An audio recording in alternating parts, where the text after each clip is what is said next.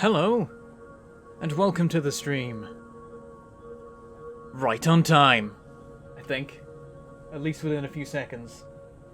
Admittedly, from my perspective, not yours, there's a 30-second delay, so it probably takes like 30 seconds for the stream to actually get going for you, so then it ends up being 30 seconds late. But for me, we were dead on time. Because I delayed the stream 2 hours from when I was originally going to start it. But that's beside the point. We were also going to play Factorio Ribbon World, but I literally couldn't stop playing Satisfactory. So I'm just gonna start streaming what I'm already doing in Satisfactory. Because I've hit a good point in the game to show things off. We've got a lot of the new content going on. I've been having so much fun with it. So much fun. It's awesome.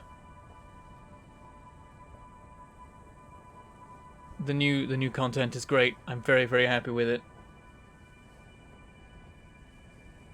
And I'm excited to show off what I've been working on. How is everyone? Welcome everyone who's here. Mao, Rick, Red Racer, Michael, the Leo, and everyone welcome to the stream. We're going back to our roots here with the classic midnight streams. Who needs sleep anyway? The Satisfactory must grow, this is true. It must always grow.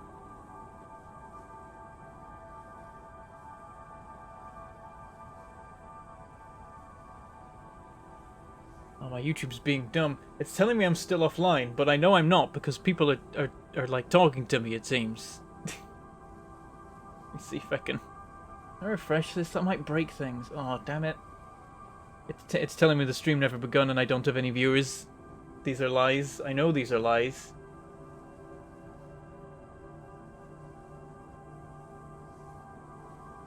It's in the old dashboard as well. The new dashboard's even more broke. This is the problem. They never fixed the stuff they already had. Now they're trying to make new stuff.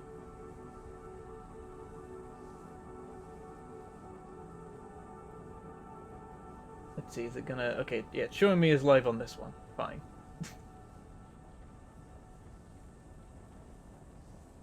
I'm not late, Red Racer. You lie. You lie. Streamer is never late. Or early. They begin streaming precisely when they mean to. Try refreshing this. That might break the chat for me for a second. No, the chat stayed. Now I've got the chat in like 3 different... I've got chat on 3 monitors. All the monitors that I don't have the game on. I don't need chat this many times. Okay.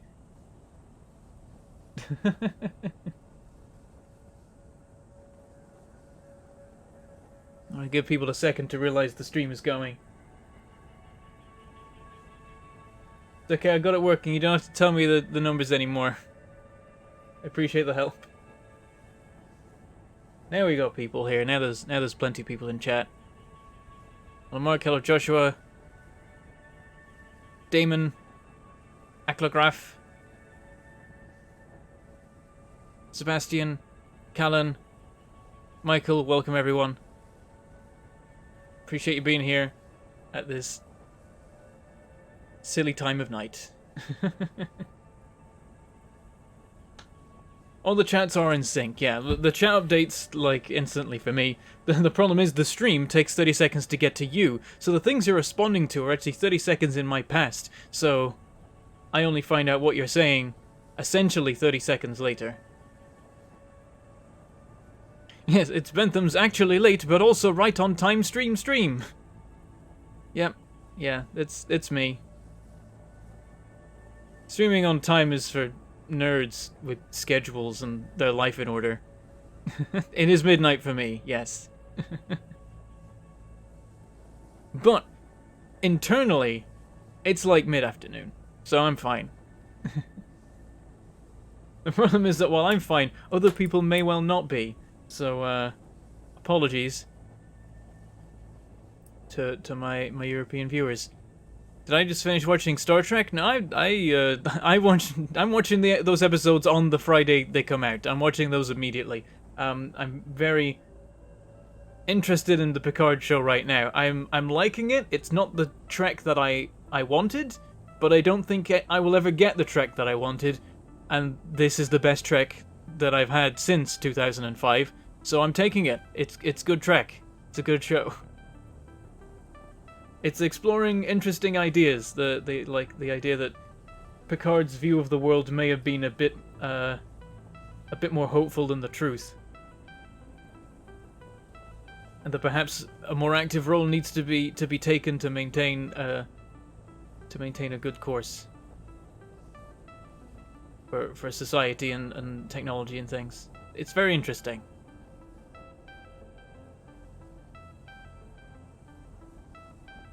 And Infamy literally waiting for this game to download right now. Yep, that's the number of patches I've had to download. Every time I want to go and play the game, I hit the button, and then it's like, it's got to update first, and I have to sit there for like 20 minutes. It's like, well, at some point I'll build my new factories, because they're patching it so often.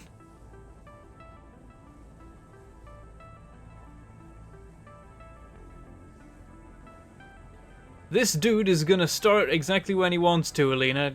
Come on, we only be going 6 minutes. I like to say hi to people and talk about what's going on. I want to talk about Star Trek Picard, you know?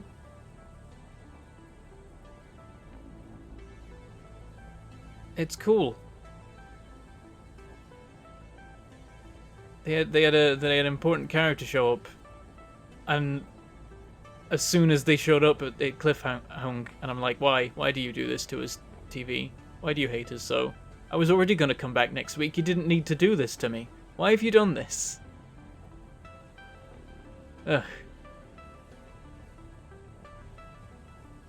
Yeah, the Epic Store needs a Steam-like thing where it just updates stuff when the updates turn up in the background. That'd be nice, instead of updating every time you want to actually play the game. But I can't complain too much about the fact that that patches and fixes are coming thick and fast. It's a good sign for how quickly this is going to go from experimental to early access. So yeah, I'm playing. Oh, it comes out on Thursday at UK time. Damn. So wait, so it's out now? God, oh, I see. I thought it came out on Fridays.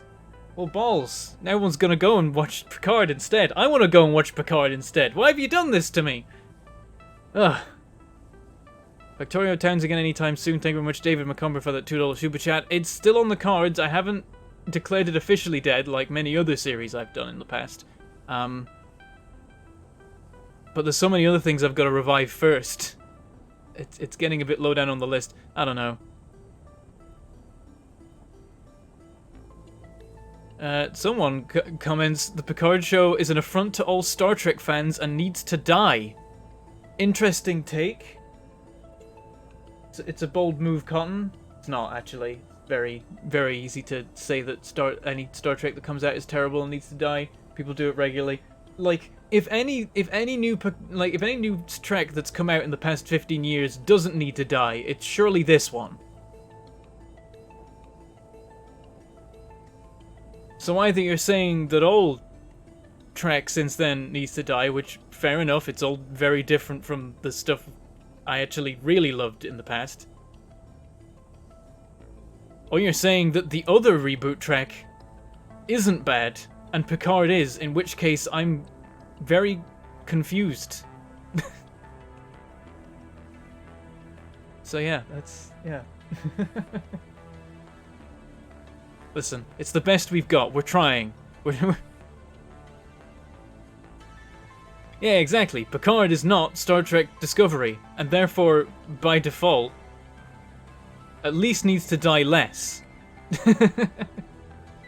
I've got hope for Discovery. They're doing something wacky with the third season. Like, if they're flipping, because there's time travel going on, so it might be flipping from a prequel to a sequel, and as a sequel, it works way better, because it doesn't just wreck the entire canon of Star Trek constantly all the time. If it's in the future. And then we can always retcon it with time travel, and then it's fine. So, you know, Discovery may, take an interesting positive turn, depending on what their actual plan is for Season 3, because I don't really know. In the meantime, we've got Picard, and it's pretty good, and it makes sense.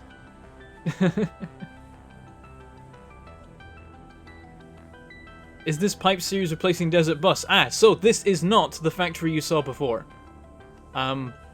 I wasn't planning on really showing this factory. Okay, so some of you may remember the blue sky factory that I built. And I showed it off, like, briefly at the end and maybe the beginning of the Pipes stream. And that's my, like, completed factory.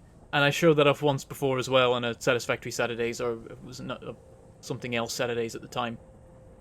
It was Minecraft at the time, but I briefly dumped people into that to show them the ridiculousness. So that was an offline game. That was me just being like, I'm going to explore the game offline and just complete it, because I don't need to pace myself by doing episode by episode. I can just play forever. And I did that. Basically completed the game as much as you could at the time. And then was like, once I've tuned up a couple bits, I'll show it off in a video. And then I never did the tuning up because I got bored because I'd kind of completed it. So that messed up.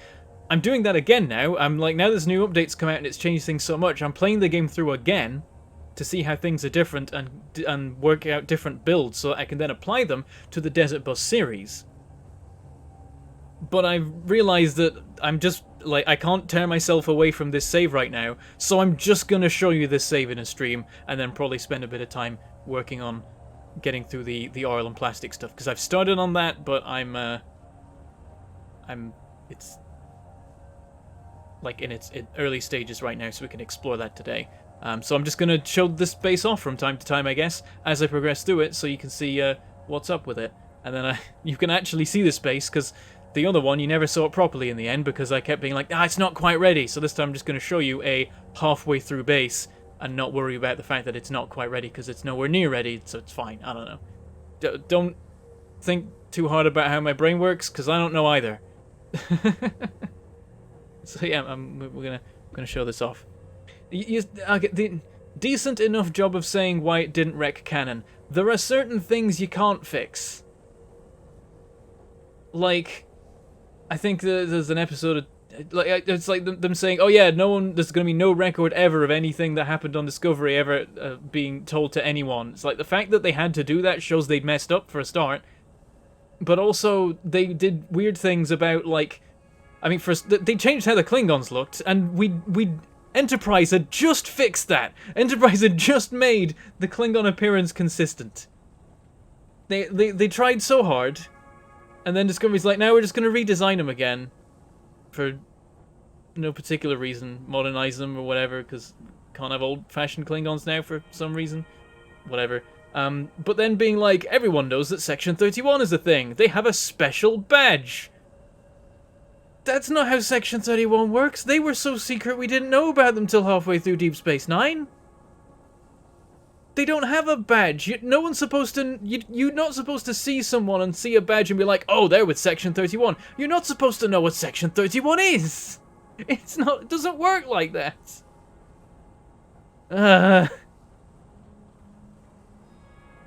So that's the case where they've rewritten the entire way that Starfleet and the Federation works and be like, oh no, this organization isn't ridiculously secret and like apparently non-existent as far as everyone is aware. No, people just know what it looks like. They've got their own insignia. It's dumb. It doesn't make sense.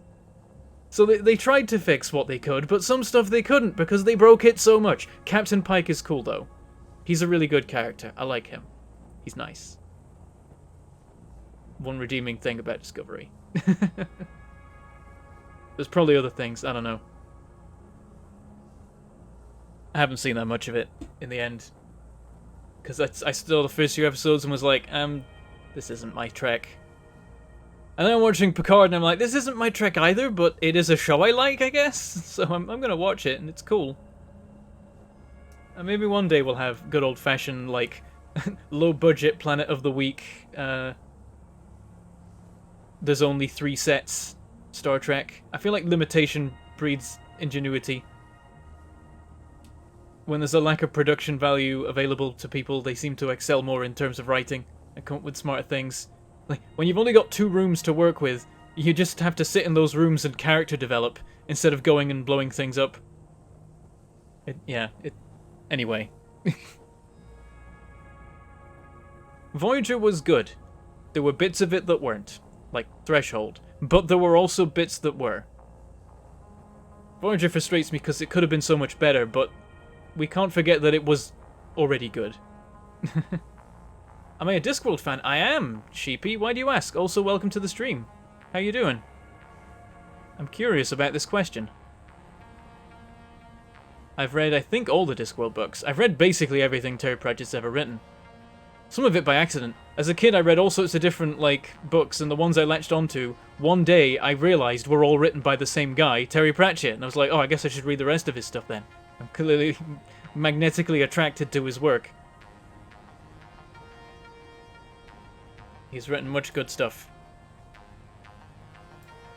And like all the best writers, they always seem to die early. Like all my favorites. Douglas Adams is also one of my favorites. Did I see the Watch show? Wait, there's a show about the Watch from Discworld? When did this happen? Was this in the 90s? They made so much Discworld stuff in like the 90s and the 80s. Like the BBC made a bunch. I've never seen most of it. Oh, it makes you want to burn the earth down to nothing. Right, it's terrible. Understood. Never mind then. Oh dear. Yeah, who isn't a Discworld fan, right? Okay, right. Now I have been taking too long to get into the game. So yeah, it's I can tell because my view count started to drop again. I was trying to wait till the peak so then I could, you know, introduce when the most people were here, but I've messed that up now. Oh, it was announced recently. Okay, so it's a new thing, and it's... Do we know it's bad then, or what? Why do you want to burn the earth down? Because you just feel like people are going to ruin it? Because the odds are pretty solid. Don't know what it is with TV and movies right now. What's Discworld? Wait, your name is Reading Chameleon, and you don't know what Discworld is? It's the huge series by Terry Pratchett. The world is a disc, sat on the back of 4 elephants who are still on the back of a turtle by the name of the Great Atuan. Easy to remember. It spins a bit, that's how seasons work, or something, I don't really know, it doesn't matter.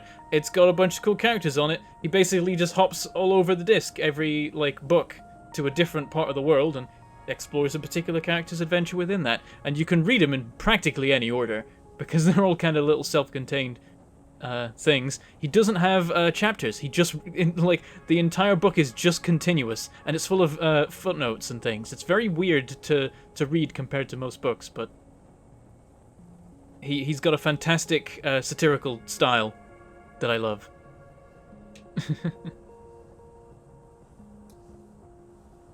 Yeah, all the works of Terry Pratchett are fantastic. He's got a wonderful style of humor that you don't see enough, and is my favorite. It's a little bit like what Douglas Adams does as well, which is why I'm so annoyed that the world keeps killing all my favorite authors. Because like the particular writing style I want just keeps getting taken away from me. I don't know. So yeah, it's fascinating. It's kind of very absurd. It gets a bit more grounded later on as he kind of gets a more consistent world. And at the beginning, it's very wacky and all over the place and kind of fascinating. Death is the main character. This is my my headcanon basically. Death appears in I think all but one Discworld book. And so he is the main character. He is the most consistent character within the Discworld universe because every time someone dies, they have a scene where Death shows up and speaks in small caps. It's fantastic. He has a skeletal horse named Binky. You sent me a rundown of it, so you can share your pain. Oh god, do I wanna how many words is this? Is there time for me to? Oh, it's a link. Okay, I will read that later and cry at how they're butchering our poor boy. All right. We've been going too long now. We're nearly 20 minutes. Let's play the game. So, I'm going to show you my factory. Here we go. So, it's the Rocky Desert. I didn't do the Dune Desert, because of course that's where everyone wants to start right now. I did the Rocky Desert because it's my favorite start location. It's got a very good cluster of iron deposits in one spot, and everything's kind of nearby. It's like medium distance from coal and oil, so you can get to those quickly. It's lovely. So yeah, this is the... and so it's the same place as where Desert Bus is taking place. And the purple slug that sits atop this rock, I have claimed it, for currently I am quite high up. After it taunted me for such a long time, I've managed to get it in this save, at least. But I should tell you something. I'm very addicted to this game. This save is now 47 hours in. And so welcome to Satisfactory Park. Na na na na na na na na. I made a tour. I spent like half an hour putting this together so I could show you the entirety of my ridiculous build. It is a multi-tier sky factory. On the lower level, we have refineries making everything that can be smelted. In the middle level, we have constructors making all of the one-item crafts. To head up to... It slows down a bit here. The main bus, in a similar style to that of Satisfactory Desert Bus, where we assemble everything that uses assemblers and manufacturers. We are up to oil tech. So we're up to tiers 5 and 6 right now, starting to work our way through tier 5. There's our storage system there. Everything's very neat and wonderful. There's all the different levels. There's the little, like, central facility of our base. And then over here is the new oil facility I've been working on. And there is my ridiculous sky base. Nailed the landing.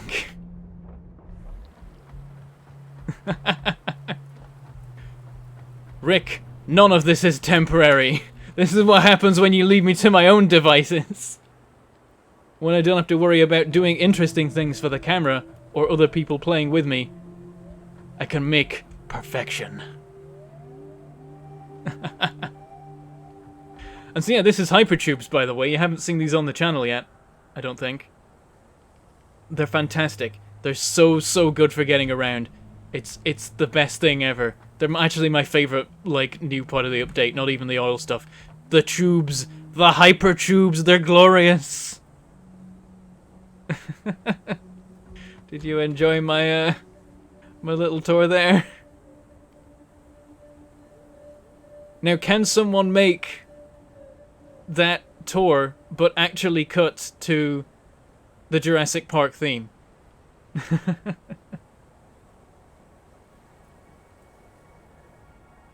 Oh, that was fun. That's why the stream was like the stream would have been an hour ago, but I had to set up the tubes for the tour, and then testing this jump at the end, I kept missing that and dying. So I had to do some work there to make that all line up.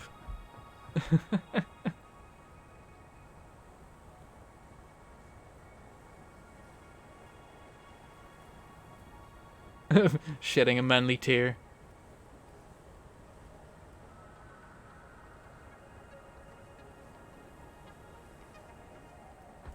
And yeah, there's a lot of potential for killing players with this. Cause holy crap, does that just yeet you into space? If there's like, I thought I'd go up a bit and then land and maybe take some damage. The first time I used it, I just went whoop. Oh no. Oh, this is bad. And I was like, there's water down there, I'll land in it. Spoilers, that water is about a foot deep. I died. And then I had to put this in and then missed that once or twice before I managed to nail it. Need to get someone to lock you in and end this loop of the factory. Yeah, exactly. How long did it take to make the tube? Like... Probably like 20 minutes. Just to, like, get to the spots, because it's just a bunch of spots out in open air, so building up to them was a bit of a challenge, and then, like, testing it out and making sure it worked. And probably, like, half an hour to do the testing and stuff as well. So yeah, I've been working on this base for 47 hours. Should we go back again? Let's do the tour in reverse. Damn it, you can kind of just go through the side of these and... Nope. There I am. I got confused for a second there. The camera was weird.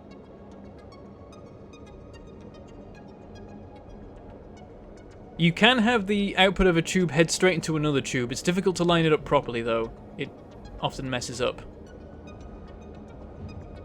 Oh, let me stop here. So I want to show you. This is my hypertube elevator system. It's actually quite fiddly to get a complete system for transporting from every level to every other level. So we'll explore that later. What is the tube made of? Hopes and dreams. Yep.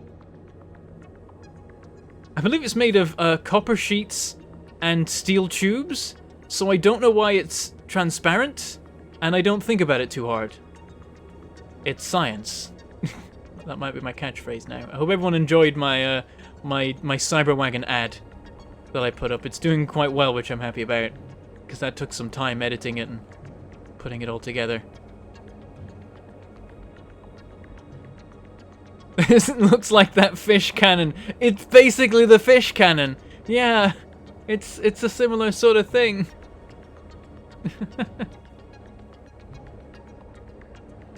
And here we are. So yeah, there's essentially 4 floors to it, with an elevator system that travels between all of them. I just branched out from the 3rd level at some point to get that purple slug, and then I thought that's a fantastic place to start off the tour. There's my space elevator. We've got it on the 2nd level so that the ground is kept clear. I wanted to kind of have it on the ground so that the actual station wouldn't be that far up, but for the purposes of design, to make it work a bit better than that. This is actually my old hypertube system here, and this is the stairs. I ain't used these in years. The entire point of these stairs was so I could walk up them to place these tubes, and then use these tubes to place these tubes. And so this is actually an old defunct section now, really. Just kind of a mishmash of tubes trying to just get between the levels. Let's start at the ground. We'll go along the... Oh yeah, there's a stopper plate here, because when you come out of this you go flying, so just put a wall here so I'd bash my face into this and stop, and then I can just carry on going. Yeah, we'll follow the process of production from beginning to end. Also, I need to get rid of this. Oh, no, that's it. Hang on. I've accidentally... Cancel. I don't want to get rid of these wires. These wires are important. Let me get past them. Try that again. There we go. It's blocking my view, you see. That one can stay. It looks nice.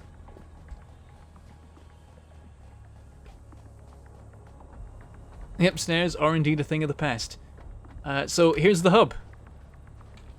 Little old hub, as it was before, though it's missing the rocket right now. There's been some kind of glitch. A patch came out that said it had fixed it, but I'm guessing it's not fixed it where it's already happened. It's just prevented it from happening again, but currently the rocket is invisible. So it is there. Like, there's a bar here. Just, can't see it. Got some storage stuff going on here. Here's the MAM. I've got a lot of the research done now. I'm working on the Caterium stuff. I can actually do more of that now because I've just got plastic and rubber sorted out, so there's a few things I can unlock straight away today. But a lot of these trees I've just straight up completed. Just got to do sulfur, quartz, Caterium, and alien organisms because that needs quartz. And then a bunch of hard drives. Yeah, that's a new separate building. Equipment workshop, craft bench here. And yeah, just lots of hypertubes everywhere to get me between all the different cool places. Haven't moved that truck in ages. Because, like, you never need a truck to go anywhere. You have to visit somewhere once as you on foot build the tube, and then you never have to walk there again. That tube goes to my power facility, that one goes to my steel mines, that goes to my oil. And there's another one that goes onto the oil mining, so this is, or pumping or drilling, whereas that just goes to the refinery. Got some older stuff over here. This tube takes me to a similar structure to what you'll have seen before in Satisfactory Desert Bus. I basically recreated my my facility from here. I mean, things have moved around a bit, but this is the Biofield Facility. No longer in operation because we have coal sorted out. So that's all going. We no longer need this. But the tube helps cut down on the journey just a little bit. Just a bunch of mining going on over here, and it's all being piped. Well, not piped. It's one of the few things that's not being piped. It's all being belted underneath the smeltery section. You heard if I rebuild the hub, it fixes the glitch. Ah, okay. Oh, there's a box here. What's this? What's in here? Oh. I can't even grab all of that because I've got too much crap on me. Some of this can go. There we go. So yeah, whole bunch of belts with iron, stone, copper, coal, the works. They all just come into this empty area under here where they've got plenty of room to maneuver around and get to where they need to go. And then they just go into vertical conveyors that take them up into the refinery area. Or in the case of stone, takes them straight up through the refinery area into the construction area. That's from when I did have a floor down here. You don't need one really, so it's just sand. Just a floating power pole. Can't get rid of that. Connects to the power network, so I don't really want to move it. At some point I will. Here is my newer hypertube facility, though I'll hop over to this one first. I want to show you my old hypertube setup. You can't transfer vehicles with hypertubes. You can transfer all the materials needed to construct a vehicle in your inventory while you travel through a hypertube. But okay, so this one up here, this one goes to level 1. There we go, first floor. The space elevator used to be right here, so that's why the thing comes up to this particular spot. I moved it to over there later. But there are only 3 hypertubes in the original system that allow me to get between all 4 floors. So there's a first floor to ground floor. And then if I want to get to the second floor, I've got to go there, smash off that plate, then use this one, which goes all the way to the top floor. So hypertube number 2. That's how I get to the top floor, and then if I want to get to the second floor, then I go back down from the top floor, and now I'm here. So you can get between all 4 floors using these 3 tubes. However, I wanted to make a system where I could travel between all the floors. Here's the problem, though, is, hang on, let me just hop into this one. Boop. And bonk. So there's my stopper plate here, and then you just conveniently drop to here, where you can then walk off and do your thing. So I realized the problem of how do you put signs up, because you can't write anywhere in the game yet. It's not a thing. You can't make signs. So how do you say where a hypertube goes? Well, I have 4 different floors. Or, like, this Sky Factory has 4 different levels I need to get to. What else has 4 levels? A conveyor pole. So I used conveyor poles to indicate the floors. So a conveyor pole at this level would mean the floor we're currently on, ground floor. This is first floor. This is second floor. This is third floor. And then one of these is the symbol for the hub. So this one takes me out of this system over to the hub over here. And then I'll hop back in here because I wanted to actually show off how these tubes work a bit more. But it's a quicker way to get back to the hub from the hypertube. What would you call it? Interchange. Yes, it would be an interchange. So this one takes you to level 1. And then up here we have one that takes you to level 3. This one, of course, goes back to level 1 because they're all two-way. And this one goes to level 3. Or no, this one goes to level 2. This one goes to level 3. It depends on if you're using ground floor or not in your terminology. So I don't really know. It's all in my head, so I don't have to think about the actual words for it. So this goes back to first floor. This goes to the top floor. This one goes to ground floor. So continuing to the top. And here we are up at the main bus where we know we're not going to go any higher because the main bus is infinitely scalable upwards. And so if we built anything on top of it, we'd potentially be causing ourselves some trouble. And then this one goes back down to the ground floor. So every single floor has 3 tubes for getting to other floors, and then the ground floor has another tube for getting over to the hub. And I'll step back and give you a good view of the whole structure. It's going to take a second. So there is the whole network. You can see it's made up of 1 that goes straight from the bottom to the top, 2 that go up 2 floors, and then 3 that go 1 floor. And I've been working out how much you'd have to expand like horizontally for every extra floor you added. So currently you need 5 different lanes essentially, and then this one and this one can operate the same lane. can occupy the same lane, otherwise it'd be 6. And if you expand to 1 more floor, if you still want to have tubes going from every floor to every other floor, you then need it to be 8 wide, I believe. In fact, it may follow the Fibonacci sequence. I'm not sure. I'll have to experiment with that and see if that's an actual thing, and then someone who knows how to do mathematical proofs can work out if that's a proper thing or not. But it may not be. It just has progressed in that way so far, interestingly enough. So this is the experimental update, by the way. You can see it in the top corner, experimental build. You have to separately download the experimental version. It is a separate copy of the game that exists in your Epic Store library thing. But all saves are compatible across the experimental version and the early access version, so you can just swap between them at will. And I believe they said that Steam, the Steam version, when it comes out, will also be able to run all the same saves as well. So you'll just have one pool of saves you can run between whatever you want to. It's quite cool. So yeah, that's my hypertube elevator system, and then this one here is the Tor. So ignore that, that's not usually here. Just a bunch of tubes in the sky now, thanks to that. Let's go hop over to the power, I think. We'll start with that. So, boop. And this is one of my long-distance tubes for transporting cross-country. It's quite foggy right now. But you can see there's a bunch of belts coming in here, which we're going to sneak between very smartly. There's a bunch of, we think it's coal, iron, and caterium coming along this branch right now, being gathered from various locations. Where we're going, though, there's nothing coming back from. Just got a power line heading out here because this is the power area.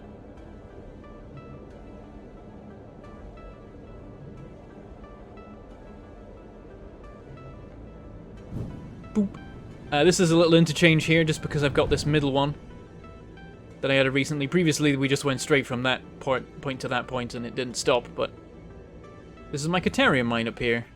Well, there's a slug right there. Oh, I think when I was last here, I didn't have like enough space to pick anything up, so I just left the slug behind. I need that. I need more of these. We just messily chuck this together. Oh, let's go. Little shooting stars going into it. That's weird and slightly creepy. Can I grab it? Can I grab it? Damn it. Okay, fine. Make a little ramp. And yoink. Get rid of these again. I don't need to come back up here probably. This is my caterium mine. Producing 240 per minute, which is nice. Not even overclocked yet.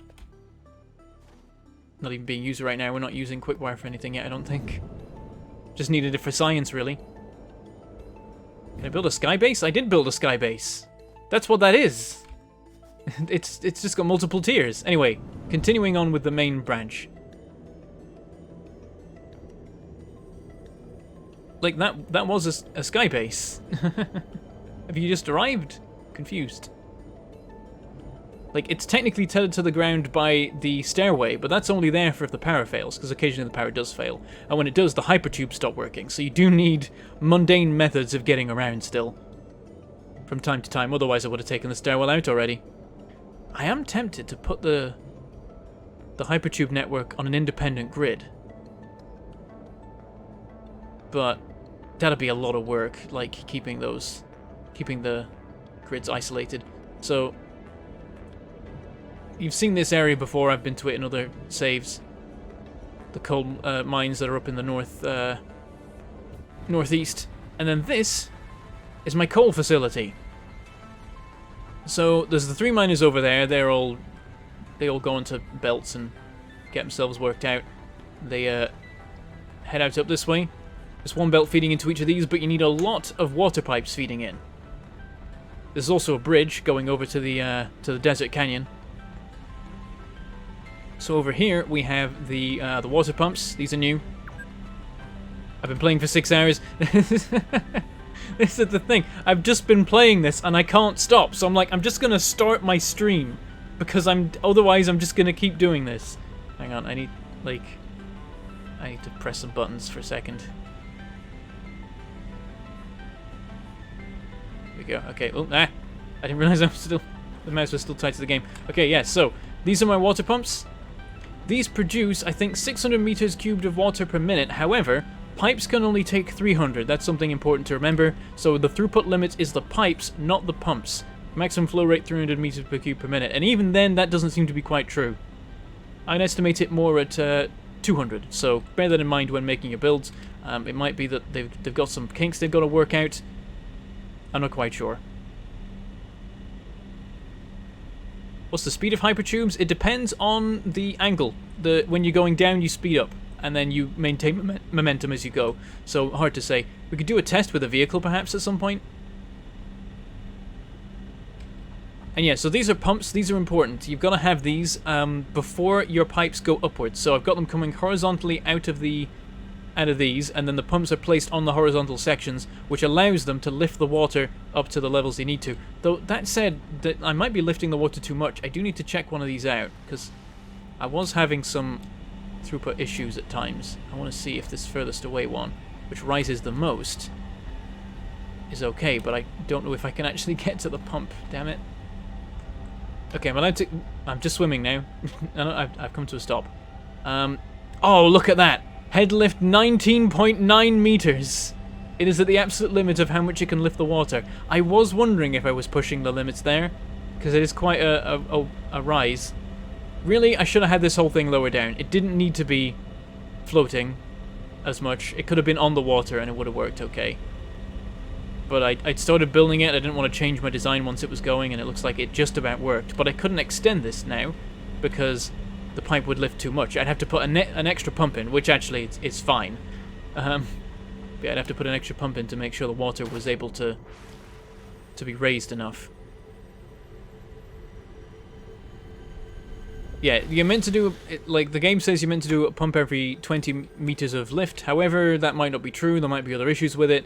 I definitely haven't observed the throughput the pipes say they can handle happening, but it's also still working. It's not as well as it's meant to. Yep, talk about luck.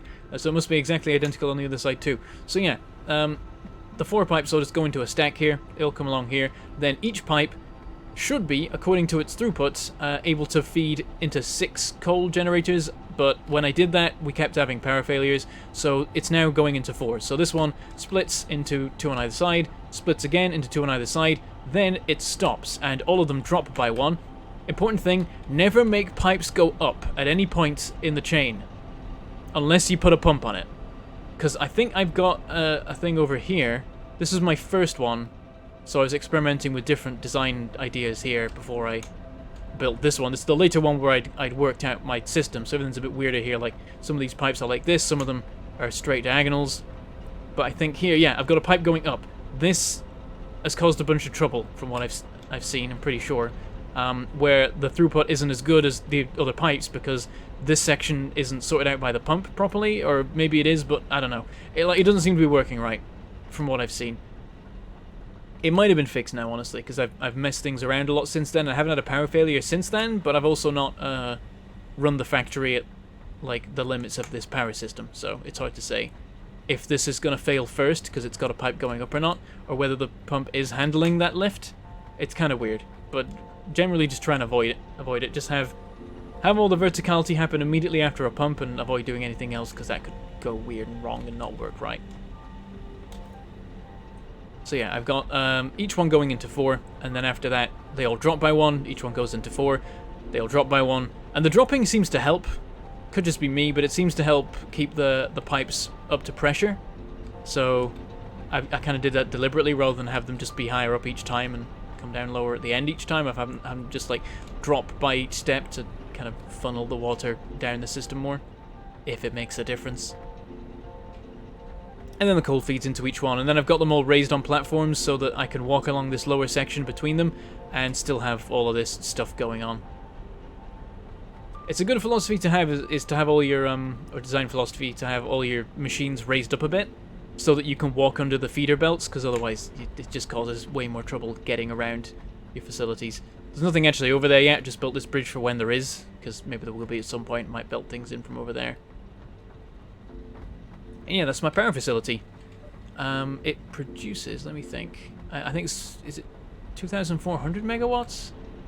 Yep, that's the capacity, 2,400. However, I found that once you start pushing the limit, the water starts to act up, and then the actual potential drops a little bit and can come to meet the consumption rate. So bear that in mind, that if you're at like 80% power consumption, be ready for things to start failing and you to need to fix it, and basically start building new power generation facilities at that point, because once the power fails, you're going to lose all your hypertubes, and then you can't get out to your power facility because the tube to get there is dead. The one way around that is to have a bunch of power poles right next to your hypertubes, because what you can do is very quickly hit the switch and then jump into the tube while the power's still going. Because once you're in the tube, doesn't matter if it's powered or not, it's only for entering. So quickly hit the lever, jump into the tube before the power fails again, and that can sometimes get you where you're going. But if the failure is too bad, then it'll insta-fail as soon as you hit the switch, and you won't be able to hop in the tube. So bear that in mind. Boop. And we'll head back now.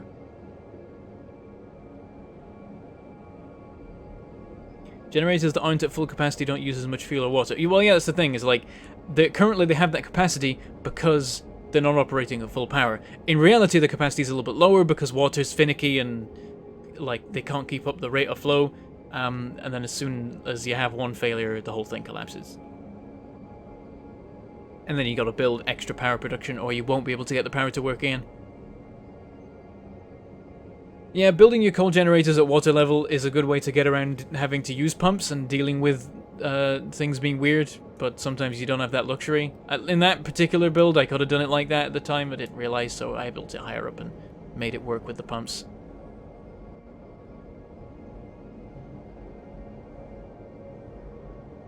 Yeah, I've had so much fun building these hypertubes.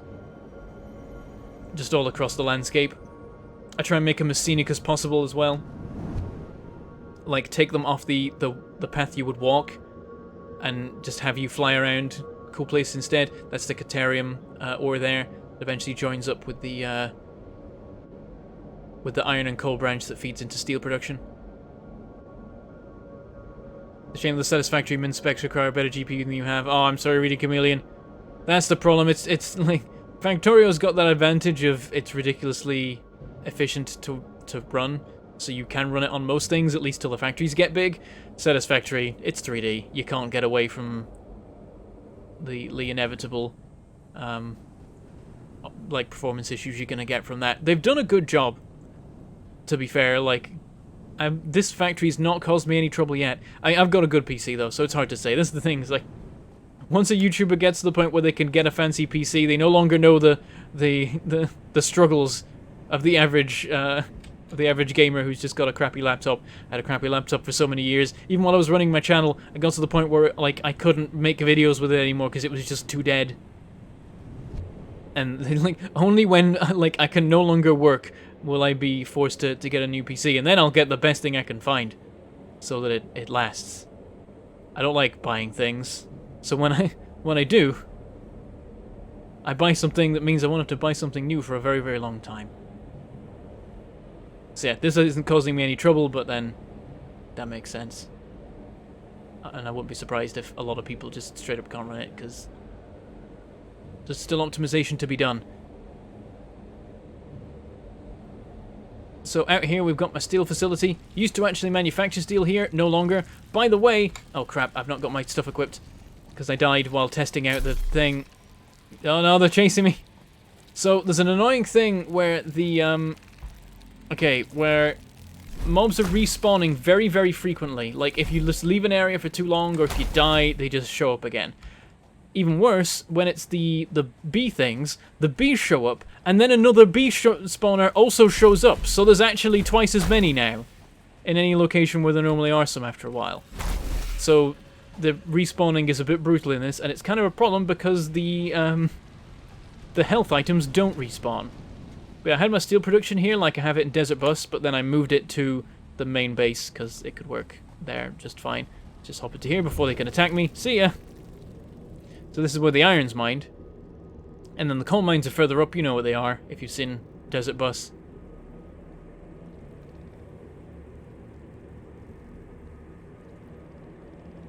Yeah, I play Minecraft. Haven't done recently, but with the new snapshot, I may get into that again.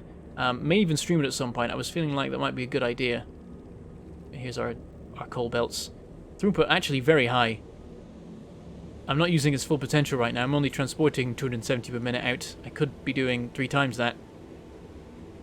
But yeah, I was like, I don't want to go on the beaten path here. I already have to make this dumb sky bridge to get past the poison area, so let's just fly over the water on the waterfall to get to the end.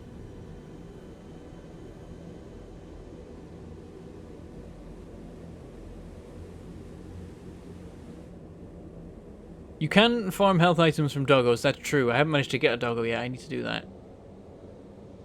Speaking of the local fauna, they respawn here literally every single time, and there's like 5 of them or something. I'm just gonna stand up on here so they hopefully can't get me. Yeah, here's my my coal mining facility. And it all just goes onto here and back that way. And every time I come here, I've got a lot of friendos saying hi to me, so let's just zoop and get out of there before they can kill me.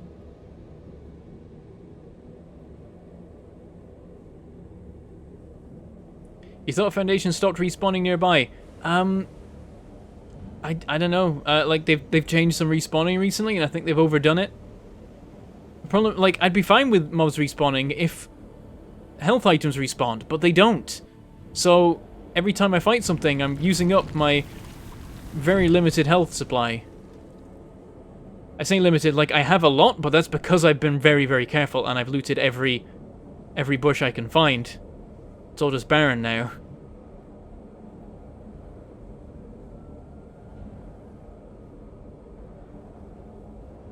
You figured out the Chronos mod doesn't work on the experiment. What's the Chronos mod?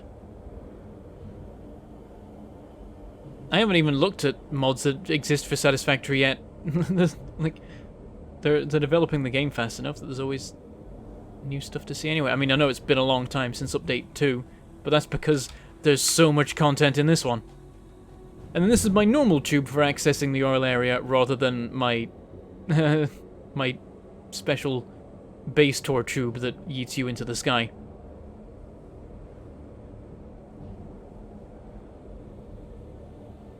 Boop.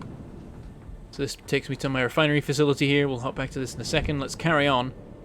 Oh, by the way, the blade runners do not work properly in the tube. They just freeze in the position they were in when you got into the tube and then float next to you. So just a bit of metal sticking through me now. Yeah, these are my oil pipes. I'm concerned about the height changes that have had to happen multiple times along its route because I'm navigating just actual terrain. There's a doggo! So I don't know how well this works in terms of maintaining throughput, but it's not had to yet, so we don't know. Yeah, this is all crude oil. We've got our 3 oil pumps here, or whatever they be called.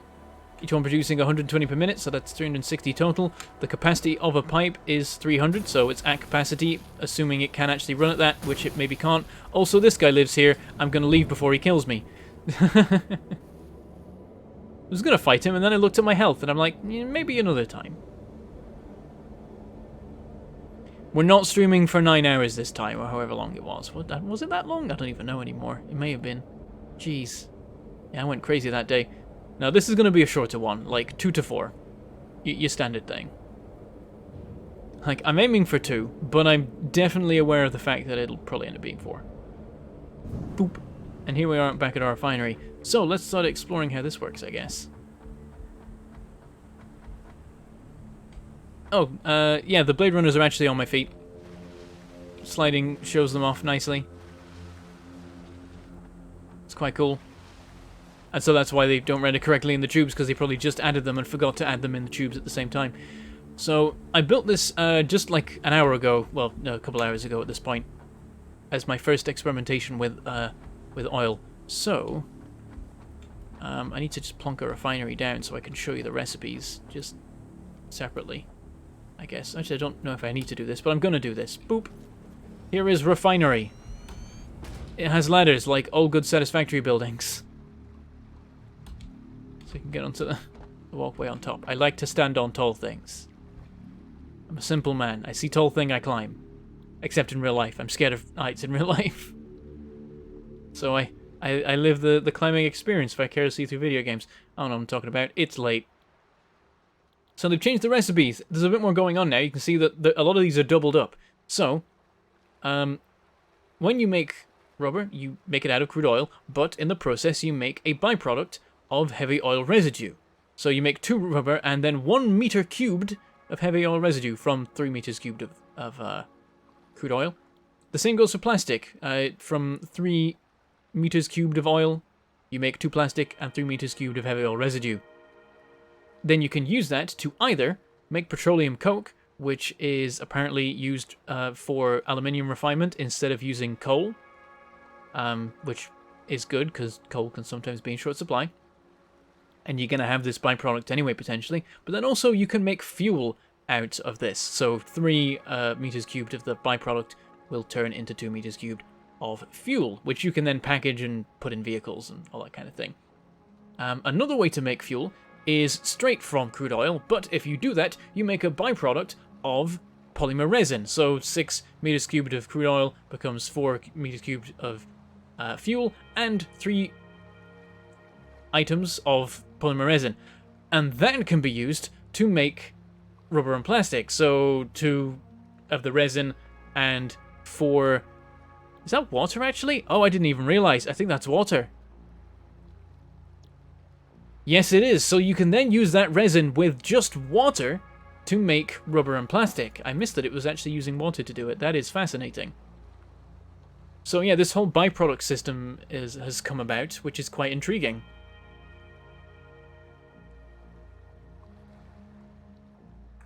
Now, why is the cat on the counter? He likes to be tall. I think that's true for a lot of things.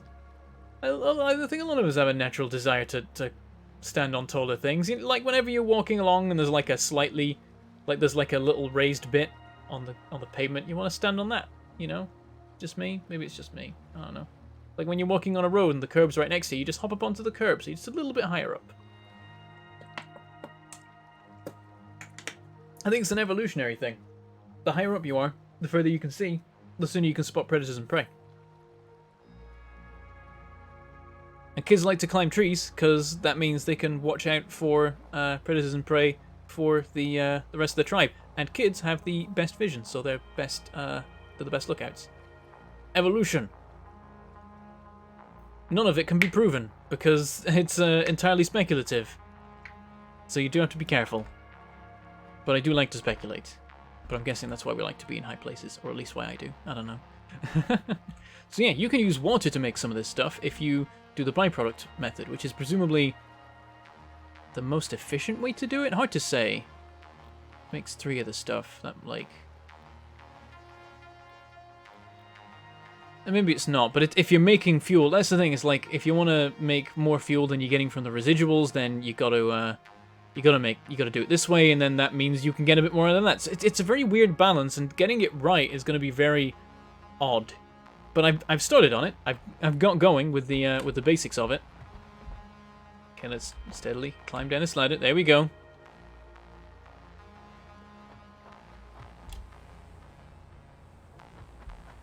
Do you know what start games things to toss into the awesome sink to give you lots of points? I'm yet to do that test, but I definitely am. In a position to start. We can try a little bit of it today if you like. I haven't unlocked trains yet. That's on its way. And you're gonna think I'm a heretic for this and that I've lost my way, but who needs trains when you have hypertubes? It's like a pneumatic train, but you're the train, right? So it's even better, right? I will obviously also build trains in this. There's definitely a lot of things that could benefit from being transported by trains, particularly to this starting area, because it's in one corner. So you're going to want a train that just does like a loop of the world and gathers all the stuff you want. And also there's fluid trains now, so we can explore that cool stuff. And I knew Rick would be like, "Are you... What's going on? Is he okay? I think we need an intervention. He's turning his back on trains." Listen!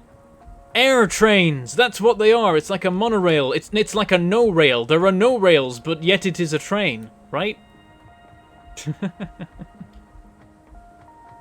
Okay, so I came up with a system here, because the thing is, with all the byproducts and stuff, there are a lot of things that both need to come out of refineries and go into them. So I made a system that cycles things. But because pipes are involved, gravity is a concern, and I want to make sure that that doesn't scupper us. So, in all parts of the system, except, like, this bit here, everything goes downwards or is pumped upwards. So, like, there's just a couple areas where it goes up and everywhere else it goes down. So the oil comes in here. So we've got the pipeline that comes all the way through from the oil fields over there up into here. This becomes this lower chain along here. Also, I've got it branching off here into a storage tanks. These are the industrial fluid buffers. Why isn't this full? That must be pumps being a problem. Oh, that's interesting. This is full, and yet this is only half full. And is in complete balance. Intriguing. Perhaps these need to be... Oh, and maybe it's because there's a vertical element to the container. You've got to pressurize it with a pump. But I don't want to, because then the fluid would be stuck in here, and that's no use. I could change the system so that this is sideways, and it comes out here, plugs in one side, comes back out the other. But then... why? This is mainly just... in case the system fills up and it causes problems. So, this is oil. It shows as black on the indicators. Water is light blue, as you may have seen. So this is going into these first 6 refineries. And then these 2 are doing something else. We've got 2 here producing rubber. And this is the byproduct one. As in the one that makes a byproduct. And these 4 are producing plastic. That seems to be a ratio that's worked for me in the past. And then it all comes out here, so, whoop, there we go. So you've got the belts coming out, they go up, because belts can without any trouble, and then that means they stay out of the way of the pipes. So we've got a plastic belt and a rubber belt, and then they're going to head off over to the main base. Currently they just stopped short of it, that's where I decided I needed to do a stream, and I guess it had to be Satisfactory, because I wasn't going to stop playing Satisfactory. It was going to be Factorio, but I just couldn't stop myself. So yeah, these ones all have byproducts coming out, so this is... the, what is it called? The heavy oil residue pipes. Currently empty because it's been used. Yeah, the heavy oil residue comes out here, goes into this pipe here, so this is on the 3rd level. Oil is on the 2nd level. There's nothing on the ground level because I want to be able to walk under the pipes. So following it along. Damn it. Luckily there's a ramp. The heavy oil residue comes up through here, and now it's actually here because we've got a pump here. So there's going to be pumps on every single pipe at this point because this is where it goes up. It raises by only 8 meters, so it should be fine. And yeah, so it's pressurized in here thanks to that pump, and it's actually completely full because it is a lower section, and so it will fill up first, and then the level gets lower as you get up, and then once you're up here, there's nothing because it's like this level indicates it's filled up to basically this point here. So it's not actually flowing into this pipe, it's like filled up to this level. That's what that level indicator actually means. So you got to bear that in mind in pumps that go up and down, is like when they hit a certain level, they're not going to get, like, this pipe isn't going to get far past this level because it's going to start filling these pipes. It's only going to get to this level if the system's entirely pressurized because all the other pipes are filled as well. So like if this pipe is half full, it's up to this level, this pipe will be up to here, so this remaining part will be half filled, most likely. That's my understanding of it so far. So, this shows as purple, as you see here. This stuff goes along this middle section. It also has a storage tank here, which is empty. And this one runs down the length of this system and into these 2 machines on the end. And these produce the residual fuel, which is the thing you make out of the heavy oil residue. I think you need 2 of them to maintain, like, to be able to get through all the heavy oil residue that the other refineries can potentially produce. I haven't really looked at the ratios properly yet, only kind of glanced at them and got vaguely close to what they might be. Yeah, these pipes are all empty as well, because of course otherwise they'd flow into here and do the thing. And so then over here, the fuel flows out, but it's in liquid form. So again, it goes into pipes. So this is the 4th level of pipe. This is what liquid fuel looks like. It is yellow, just an ever so slightly different colour from the actual pipes. Admittedly, the pipes can be coloured as you like by the colour gun, so have them however you want. Again, pressurized by a pump. So it goes up here. Once again... oh, this one's actually completely filled. Ah, yes, of course. We did generate enough fuel to completely fill this system, I believe. Though, my... Oh, no, it is actually... Yeah, so this is fully pressurized. This is actually, like, overpressured. So it's, like, defeated gravity to fill up this tank entirely, I suppose. I think that's how it works.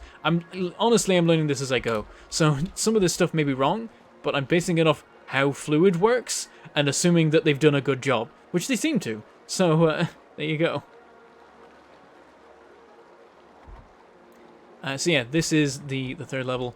Comes out here. And then the next thing I need to do is get this going into more refineries, which will package it into the item fuel. However, I don't think I've unlocked that yet, so we need to go do that. And that's what I've got so far, but the idea of this system is that it's scalable and extremely versatile. I can have these refineries do whatever I want, I just need to plug them into the correct pipe. And that's the idea, because I'm not quite sure how the ratios and things are going to work yet. I can't build like a ratio perfect system. I'm just going to have to make this scalable thing, and then adjust it as needed for the actual ratios of items I need. And then later down the line, once I know how like late game requirements of plastic and rubber and things are, and whether I'm going to need to use certain recipes or not, then I might start to make like dedicated systems for certain roles. But for now, I can just make this versatile system that does all of it. And yeah, so the reason that the pipes all drop here is so that I can keep adding more to the stack, but still have it lower, or at least level. That said, I'm already running out of levels. I think this is the last one. I can have one more fluid come out of these, and then I can't do any more. And also, I've now learned water needs to be part of the network, so I'm guessing we're going to have to put water on the ground level and deal with the fact that I'm going to be cutting this area in half and not being able to walk by, or I could lower some of these so that I can walk underneath. And that'll be fine because this water will still be level with these. I won't have to raise up to go into the machines. And then I can add more up here, but I can't add more up here, so I have to bear that in mind. I can't actually add water like too further up because nothing else is going to be here because it can't. So yeah, it may turn out this system needs a bit more work. It may turn out I need to lower this more so that I can have more layers of fluids coming through here. We will have to see. I'm learning as I go.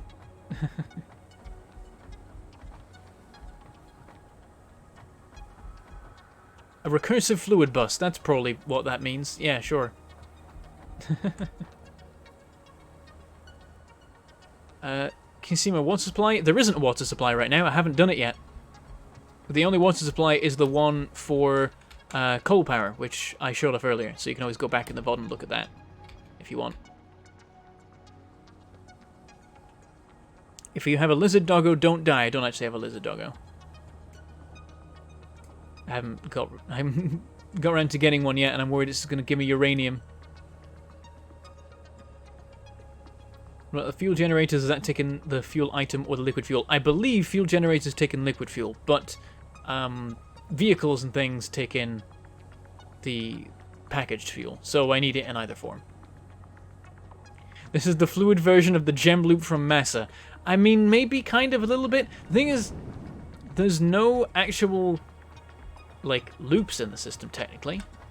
It just, product comes out, goes back, gets turned into something else, goes back, gets turned into something else. It's always a different thing at the end of the, like, at each time it goes round, but it is, like, I suppose the molecules within it are just going round in loops, a lot of them, apart from the ones making the actual rubber and plastic. Right, I need to harvest some of the rubber and plastic so I can do some milestones and some research. So, boop. Boop, let's just grab everything that they've produced so far. Gonna set these all going again, you can hear them moving. So we get 4 stacks of plastic, 2 stacks of rubber. Go chuck these in various machines to unlock things. Getting them all thumping away now as they use the heat and pressure and stuff to refine this stuff. I learned about it in school once. I kind of remember. You separate it into fractions, and then you siphon off the fractions. Except there's not that much going on with these really, but they make it look like there is. You can see these are now filling up. You see the purple, so these will slowly expand. So I forget if I properly... I think I did end up working out how they worked last stream, but these indicators are very, very neat, really. So the color indicates what liquid is in them. How much these expand indicates how full they are. When it reaches the limit of this track here, that's when the pipe is full. And then the rate at which these things open and close is... And the amount they open and close is the rate at which liquid's flowing through. So like over here, they're going a bit more. Still not very much because this system is full. Pretty much. So yeah, this is a gentle rate. Oh, I know it shut down for a second and then started up again. So that's just pootling away, doing the thing. And I'm gonna grab one of each of these so we actually have round numbers. And I could ride the belt, but now I have my tubes. Boop. So we'll do that.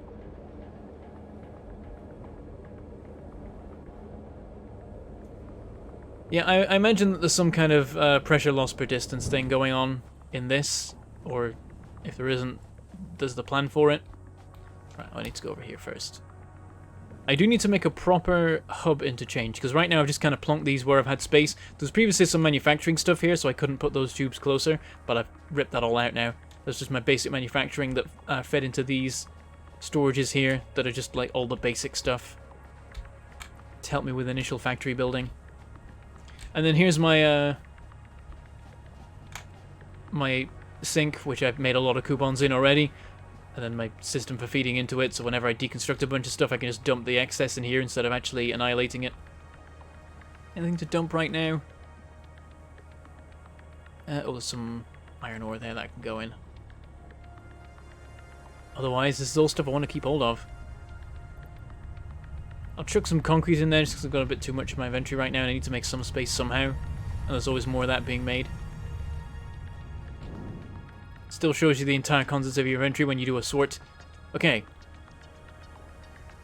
I'm going to need some more motors for this, but I can do this. Oh, I should probably do alternative... Oh, that needs heavy modular frames. I don't have those yet. Yeah, let's get industrial manufacturing done, because that's got the truck, the manufacturer, the whole, like, all the important stuff. This is the progression option.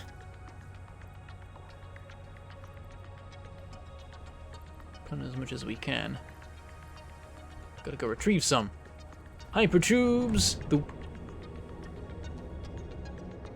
I'm a long way off from getting the golden nut statue, unfortunately, but that is now basically the end game. That's what I consider to be the ultimate goal of any factory, is to make enough junk to dump in that sink that you can unlock the golden nut. Which I believe is now harder to unlock than it was when I unlocked it in that stream, by the way. I don't think I can get it again. I think I've got that one save where I have it, and I'm not going to be able to get it any other way. Okay, that's enough of that. We need a whole bunch of cable. Where's my cable? There it is. Lag! No! Thanks, because I'm streaming at the same time as playing the game. It's a bit much. Usually don't have these problems. How much do I have on me? Oh, yeah, enough. Definitely enough. Fortunately, I used up all my rubber doing this, so I'm gonna have to get more if I want to unlock stuff with it in the MAM, which I believe requires it for something. I'm not actually sure.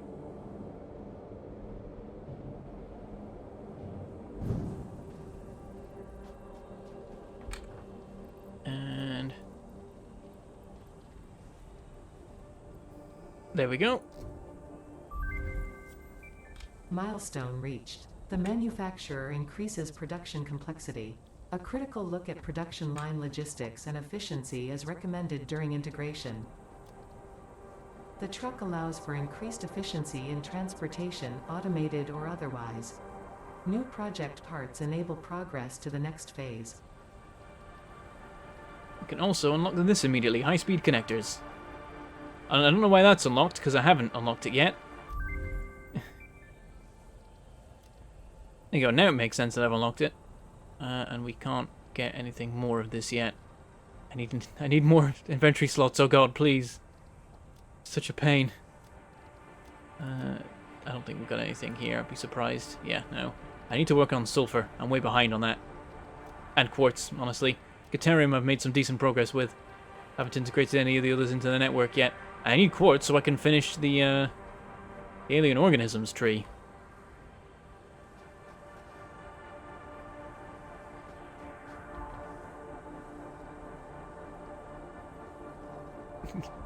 I can try and find a lizard doggo, but we're factory building today. It's just I'm gonna end up accidentally knocking it off the edge of my sky base or something, and then we'll all just be sad. Okay, let's have a look. What else can we unlock, if anything? So have a look at tier 6, just in case. Conveyor belt 4. And scanner update Deuterium, except I've already done that, so I don't need that. Okay. In fact, I think you might need Deuterium to even... maybe you don't. You need Deuterium to get this tech, but it'd be funny if you do. And that's how I get the fuel generator. So I can't actually generate power using fuel yet. For a while, I'm just going to be making that into solid fuel for other purposes, I guess.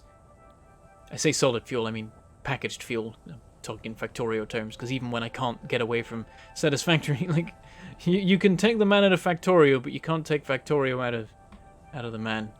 Even if you put him in Satisfactory. And the jetpack, the glorious jetpack, will change everything. And more inventory. And then the train. And none of these I'm even close to unlocking. Alas. This more so because we just need to make the heavy modular frames, which I literally can already make right now. They don't even use plastic or anything. Then we can package water, oil, fuel, and liquid biofuel. And we can make liquid biofuel in the first place. And we can also package heavy oil residue. A lot of these I don't think we ever need to package. It's just there in case you want to. And ooh, that's a larger fluid buffer. Nice. And then gas mask. We can actually do a gas mask. We just need 50 fabric. Do I have 50 fabric? I have 30 fabric. We can make this work. Oh yeah, because monsters respawn now, I have so much in the way of carapace and organs. It's ridiculous. So what do I need? I need... oh, it's the mycelium, isn't it? It's right here. Boop. Okay. So if I want to make... there's something I never bother making in the actual main bus, because you usually don't need fabric for anything. You actually want to continuously produce because it uses finite resources, so that would make no damn sense. So... it takes 5 biomass to make 1 fabric. We need 20 fabric, so we need...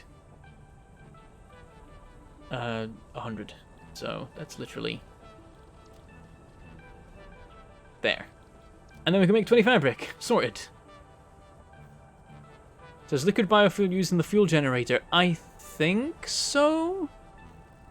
I think you can use like fuel or liquid biofuel. So liquid biofuel can kind of tide you over as you get a fuel system set. That doesn't even make sense. Fuel system's so easy to set up at that stage of the game, because I've already got my fuel pipes right now. And I don't know, like, the liquid biofuel's there if you want it. What else are you going to do with biomass at that point? Okay. Select milestone, if I'm allowed to. I'm not sure if I am. Okay, I'm allowed to select it, but I can't actually fulfill it for another 7.5 minutes. We can go grab some more rubber because we need some anyway. And then work on getting it integrated into the main bus. And thank you very much DeathSword666 Blank for that $10 super chat. It's not a real Bentham stream until a DeathSword666 Black super chat comes through. Thank you very much. I realize that puts pressure on you. I shouldn't have said that. It's a funny joke, but it also has... You don't have to support me. I appreciate it every time. It really, yeah. I'm just gonna stop talking. I've made mistakes. Right, I need rubber and plastic. Just go back up to the number we had. 400 and 200.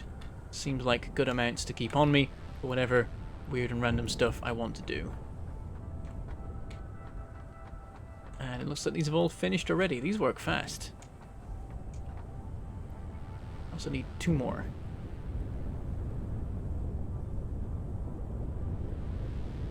Oh, mix them 2 at a time. There you go. Oh, that's why there's an odd number.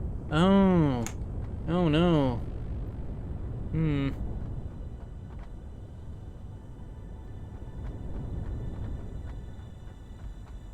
And how long it will take for people to start making automated farms now that the fauna respawns. Ooh, how would you do that? I'm not sure if that's possible because I don't think anything can kill an animal apart from the player. Because I don't think falling hurts them. And running them over I don't think hurts them. So the only way is to hit them with a stick or shoot them. And so I don't think you can automate it. But you could probably automate a way to deliver the fauna into essentially a barrel in which you can then shoot fish. That kind of thing. Like, you can probably get them all to go in a pile, so you then just have to shoot at the pile a lot, and then run in there and grab all the stuff. But yeah, you can't fully automate it, I would say. Right, we'll head back over this way. Actually, I required 200 rubber just... Oh, by the way, you can change direction inside hypertubes. It's really convenient. I realize I need more than 200 rubber because I'm going to be using that just in the milestone, so they'll be used up immediately.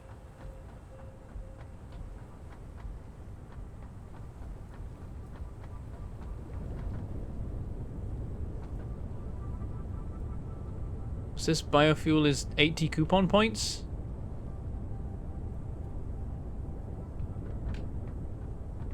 Are you thinking that's a lot or a little? Because I'm not sure. Like, it's hard to really get a feel for the, like, the value of things yet in the resource sink. So I don't really know how that goes.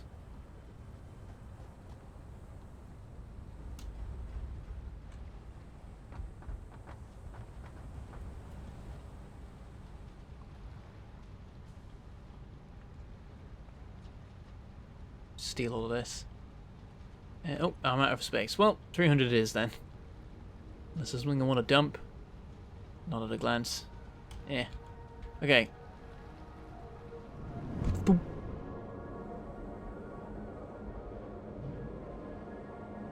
Don't think you can as not host a multiplayer. What are you talking about?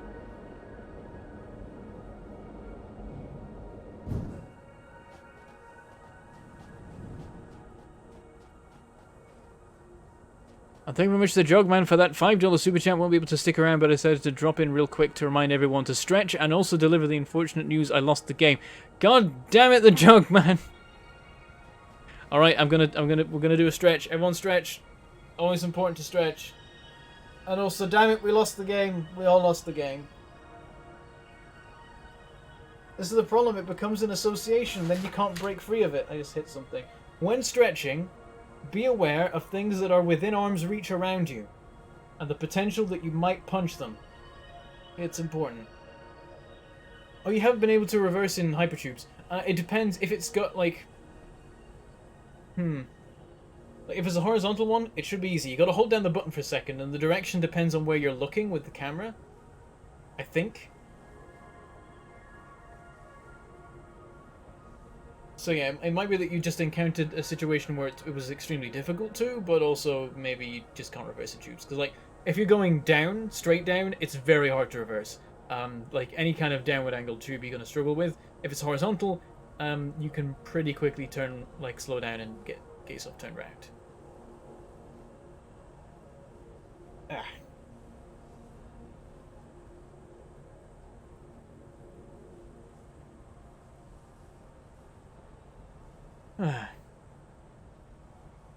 Okay, good stretching. Also, I realized I'm hungry.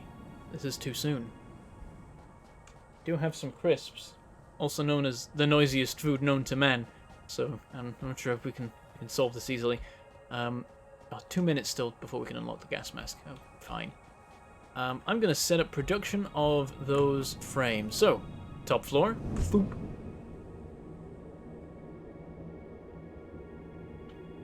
And yeah, very easy to reverse in this, if I actually do it at the right time. I think I was going sideways, so it was like, what direction are you trying to go in? I'm like, this forwards. Like, forwards is sideways through the tube, sir. We cannot fulfill this request. So I didn't actually manage to turn around, even though it's very easy while going vertically. Oh, I should show you the actual, like, I never did do the tour of the floors properly. So let's go down to the refinery area. I can show you my infrastructure here. Oh, that jumped a bit. I have noticed I've been losing a lot of frames, like 2.2% of all my frames so far, which is over 3,000 frames. That's a lot of them. This is the refinery floor. Relatively empty, really, because you don't need much like infrastructure to deliver. Like all the ore is just coming in from beneath, and then it's all going up through the ceiling. So there's nothing much at this end of the area, apart from the space elevator, because I wanted it as low as possible without being on the ground. And then the special fancy new items are being delivered into the side here. So this is your smart plating, and then next is your automated wiring, and then finally your versatile framework. Those are the first three, and then there are two more that I'm going to unlock in the next research, I think, or not the next one, because the next one is gas mass, but I'm going to unlock soon, and then we can start piping them into here. Currently this thing requires 2,500 versatile framework, which I have actually fulfilled, holy crap, 500 modular engines, and 100 adaptive control units.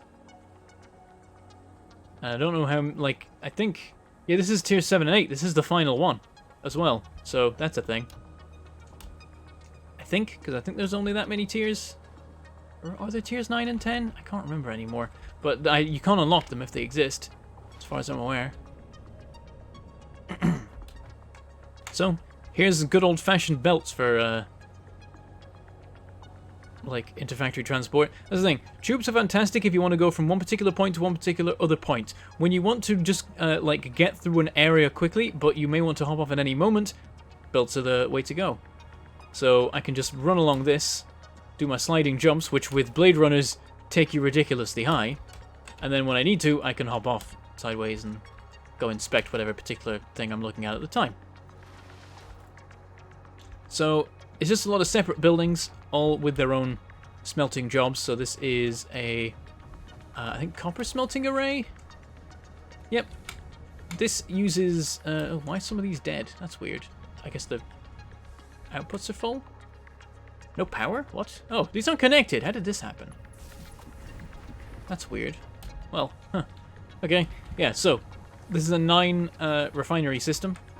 9's a weird number, but it makes some sense. So the idea is I want to keep everything as like multiples of 60, because that's how a lot of the stuff works in the game. Like miners in particular produce like 60 or 120, and then as you upgrade them, that doubles and doubles, so it stays as multiples of 60. So this can, like, this is a stated production rate of 240, which is like 2 Mark II miners on 2 pure deposits, I think? No, actually, 2 Mark IIs on normal deposits, or 2 Mark Is on pure deposits, or a Mark II on a pure deposit. Makes 240, and so this can support that. However, technically it can support 270, but 270 happens to be the speed of a Mark III belt, so it kind of has an overclock amount to it. Of it can do just a little bit more than its actual stated amount, just to make up for lost time if it's been shut down for a while, or anything weird like that. There's a new section of belt to suddenly fill up, so it just drains the system at full speed, that kind of thing. So it can meet whatever demands this belt gives it, as long as the input is enough, which it may not be. So yeah, there's one of these here, and then there's one mirrored here. They both just go into their own separate belts of 270 or maybe 240 copper ingots each, and then mirrored on the other side, kind of. I've done it slightly differently, actually. I keep changing my design. That's what I mean in the offline games. I constantly make new designs, and then when I do a series, I make them all perfect from the start, because I've already worked out the system most of the time. But on this side, it's all iron, so same thing. 9 furnaces in each array, which also neatly fits into 7 foundations, which is why I decided to go with it, because it just works so conveniently, and the splitters and mergers work so well as well. It just, like, seems an obvious choice, even though it's slightly odd. So yeah, 2 of those making iron. We got this making, I think this is steel. Yep, this must be. So this is where the iron and coal belts from over there come through, that I took the hypertube out to. So 270 of this comes in, and 270 steel per minute can come out, because there's 6 of these, each doing 45 per minute. I got all these numbers worked out. 270 is actually a very good number, because it's multiple of a lot of different things. 45 and 9 and so on. Or 45 and 30. 9's not important. This here is, I think, Caterium. Yep. And then, oh, here's more of the copper, I think. Yeah. That's all the smelting going on here. So this floor is actually relatively empty and not doing much. And then we hop back over. I wonder if it's actually quicker to slide jump without Blade Runners, because you're spending more time in the air with Blade Runners and you slow down in the air. So I think it might actually not be a good system. Anyway. Boop. Yeah, so keep in mind that I cheat in the series. I do the design work earlier. Oh, I went to the wrong floor, I think. Oh, no, I didn't. No, this is the right one. I was like, this looks like a main bus. It does, but it's a kind of semi-main bus. It's the secondary bus. This is the, like, the constructor bus, and then there's the fancier bus later. So this has a bunch of constructor buildings. Nothing in here is made out of two things. It's all made out of one. Everything that uses a constructor happens on this floor. Everything that doesn't use a constructor happens on the floor above. So the iron from before, these smelters here, which I need to cordon off, and I haven't for some reason, comes up here into the iron plates, which are on the left, and iron rods, which are on the right. Iron rods need so many assemblers to make a decent supply of them that I've actually got a second floor that just makes that just makes rods, and I haven't bothered expanding the plate production up to there because it doesn't need it. So yeah, this all is all going at a pretty decent clip even now when there's not that much to do. And then I think over here, yeah, this is the stone. So this one, the stone belts come up straight through from the ground up to here and make concrete here. Simple enough. Ratio is 45 per minute to 15 per minute, so even 2 full belts of stone won't make a full belt of concrete, but we probably will never need a full belt of concrete. I mean, depending on what kind of belt you mean, really. So I don't, it's not a useful thing to say. This is wire production up here. I think the ratio is, yeah, 15 per minute to 30 per minute, so we've got 1 belt coming in, 2 belts coming out, so we can get 1 full belt of ingots coming in and 2 full belts of wire coming out. And then up here is... this is cable production? Yeah, it is. Okay, so here we actually split off some of the cable because we're making 2 full belts of the stuff. Only 1 belt can actually get through, so some of it goes to waste. We split it off, we bring it back in through here, and we make cable here, which goes onto this belt as well. And up. Yeah, didn't take damage, nice. This one is copper sheet, so this is a new thing. The things needed for tubes and all that kind of thing, and it is used in main bus objects, so we do need to have it supplied with everything else. So this is just another use for copper. The only thing copper was doing before was making tons and tons of wire. Now there's actually multiple things for copper to do outside of alternate recipes. And also aluminium, actually, I think it's used in. This one over here, oh, this is the steel stuff, so this is making steel beams. Which actually I could do with a restock of those. And is it steel beams over here as well? Yeah, so we've got it doubled up making steel beams because it's 60 per minute ingots to make 15 per minute the actual beam. So we've got 2 belts coming in. If we can actually get these to full, then we'd have half a full belt of beams coming out, which is, you know, something. And then over here we've got the steel tubes, which are easier. This is just 30 per minute to make 20 per minute, so it's not so bad. So we've just got one row of these making them. And then we got our quick wire. Caterium comes in, makes quick wire, it's easy enough. This one's interesting. 12 per minute ingots to make 60 per minute of wire. So it's 1 ingot to 5 wire. Weird ratio. So I think I actually do have a full belt of, like, stupid amounts of this coming in. And I've got a belt of 270 Caterium ore coming in, but the smelting, I think, reduces that to 90 per minute, but then it comes through here and becomes like 450 per minute. So it's like basically filling these 2 belts, and they're not even doing that much right now. I think I missed over here. Oh no, that was the stone. Yeah, that's everything. So yeah, all of it then comes to these 2 central lines here. So, and there's also stuff on the ceiling happening, but that's for later. So it all just comes into a stack here. We've got 1 on each side. And these sides correspond to sides of the main bus, but they're reversed. So basically, like, so right now we've got wire, like just everything copper and steel, and Caterium on the right. We've got iron and stone on the left. and then they all come into here, and then there's this system for delivering each of them up to the top floor on this side as well. So that's the old one, so we'll not use that one. Here's the one for the top floor. Thoop. And here we are at the actual main bus, the piece de resistance, the entire purpose of this whole design leading up to my magnum opus, my favorite design that I've worked on in multiple saves at this point. And you'll see some definite resemblances between this and Desert Bus. This is basically me going, I can fix the problems of Desert Bus without entirely tearing down and rebuilding the factory. By just building a new factory, skipping the tearing down step. So everything's raised by 1, so I can now happily walk under everything without having to mess around with foundations. And otherwise it's basically the same. That's the main thing, is that I can now walk under stuff. Because that was the ultimate problem I discovered with Desert Bus, is I found a solution, but I couldn't get into it because everything was started at ground level. Now I've raised everything by 1 so that it's way more easy to navigate. It's such an easy fix, and yet so difficult to actually implement in Desert Bus, so I've done it here. And so yeah, like, these ones up here, all the copper and everything comes up here, then it travels all the way through here, and goes this way. The reason being, like, I could just have it go, turn a corner and go straight this way, and have this one come around, turn a corner and go straight this way, but I needed it to combine with the storage, so it all has to run into splitters, so this one then comes down through here, crosses over the other one, which is a faff but works, and then turns here and goes into splitters and gets split off into the storage. So we have our storage of all of the copper and steel stuff here, and then it goes on into the main bus, and then over here is the iron and stone. This splits straight away here, goes off down that way on the main bus, or goes around here and off down back at the storage, and that's how we get everything being stored. And then I've got these belts all along the place just to transport me around a little bit quicker, and I can hop off at any point along these.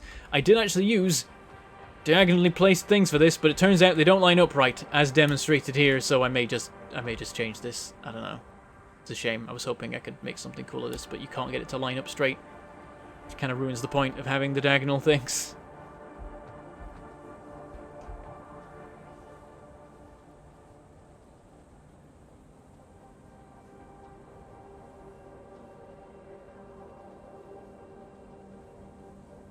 I'm glad you enjoyed the tour at the beginning. I'm very, very proud of setting that up and being able to show off the whole thing.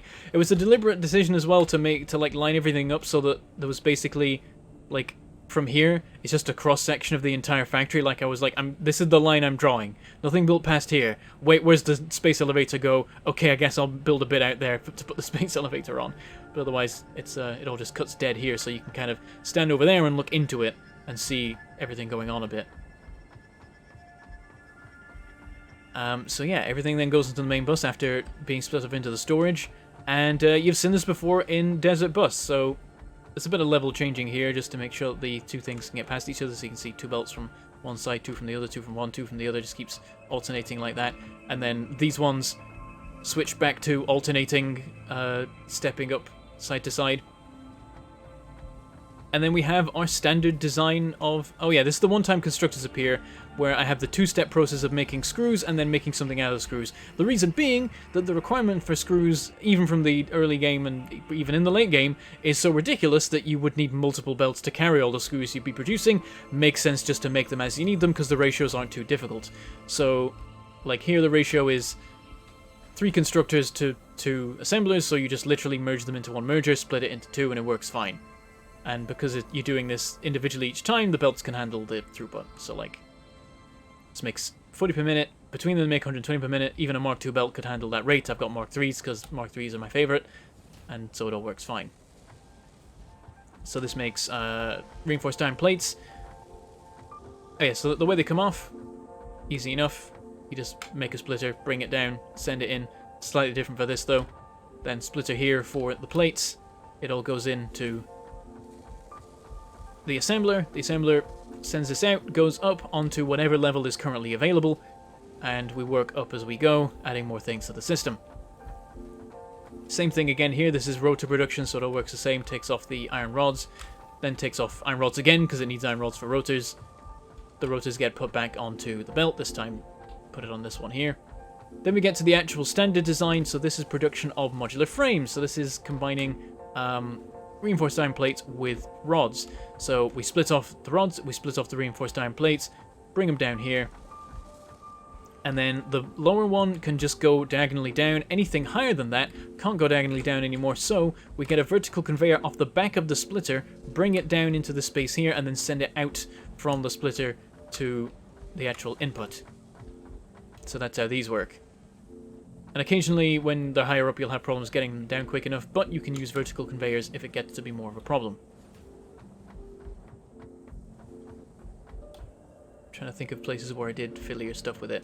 Oh yeah, I did a weird one here. So this one, the heights were starting to get a problem, so I switched it. We've got, so splitting off the steel beams, so they go straight into a vertical conveyor down to the level they're meant to be and run along like this, go down here. And then the modular frames, we had to bring them in from across here to start with, so when things need to cross over, I just put a stack in the middle here. There's room for that to go between the transport belt so it doesn't get in the way of anything. They run straight across here, then they get into this bit here, and they immediately drop while this one's being split off, and they're like down at the right level just in time for this one to have the vertical conveyor in the back to then send it into the machine. You never like Mark III, you don't like how it goes 60, 120, 270, 480. It should be 240. Yeah, it's a bit weird that it does 270, but it fits a lot of ratios in the end, so I'm happy with it, and I've learned to work with it, and I'd now be annoyed if it switched to 240, because it'd break a few of my things. It's always the way I think, it'll always break someone's build. God, I'm losing so many frames! There's probably, it's because there's a lot going on right now. I should look at the ground and then it'll be fine. Yep, no frames being lost anymore. I can hear my PC spinning up as well and struggling a bit. It might even come through the mic a bit. I've got noise cancelling on, but the PC's got louder since I set it up. Welcome to Paper Veganar. You are a little bit late, but okay, you are quite late. You're 100 minutes late. 102 minutes late. And I don't know that you'd be able to catch up, I'm afraid. My only request is once the stream is over, go back to watch the start, or 50 minutes in, or 20 minutes in. I spent a while talking before I showed off the base, but I'm very proud of the opening minutes of actually showing off the base. I want someone to put that to the Jurassic Park music. Like someone did the Mario sliding theme for me sliding down into the planet in Astroneer. That was cool. I was very happy with that. So yeah, that's the basic design.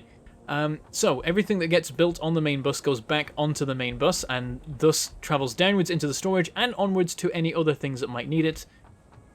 Occasionally belts have to drop down out of the way to make space for other belts to pass through and things, but it all works out in the end. Haven't had any problems yet. It's also standard positioning, so every 4 tiles we have one of these pillars supporting the belts, and also each of the construction areas takes 4 tiles. So 1 tile for getting everything in position, 2 tiles for the machine, 1 tile for getting everything out again. By the way, this is an unusual setup, so I should not be showing this. I should be showing a normal one.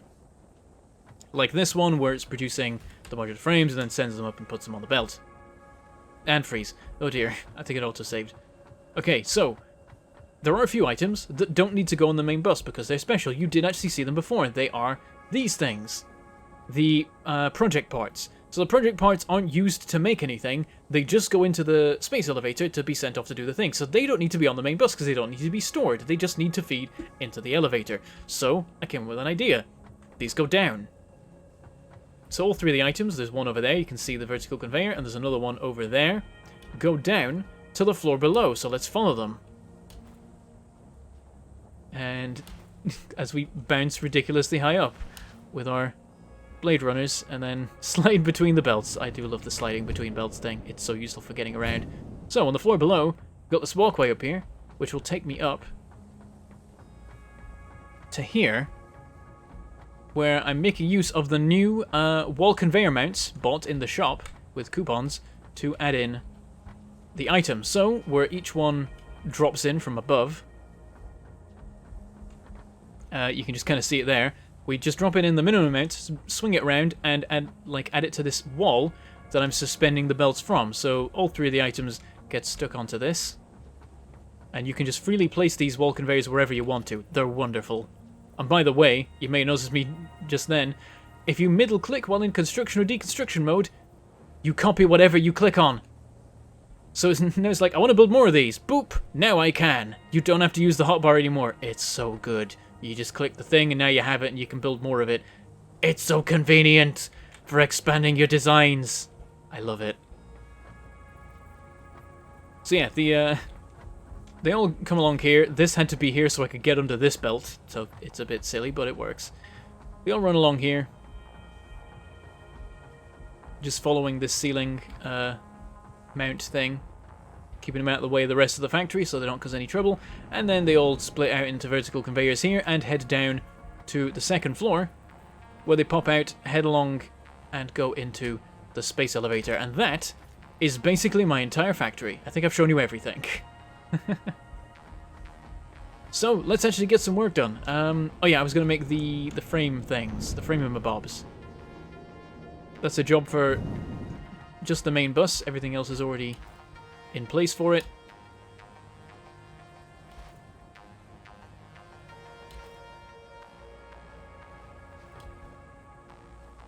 Oh, I was looking at chat and I've bounced into a ladder. No, get off the ladder. The ladder's very sticky now. I do approve.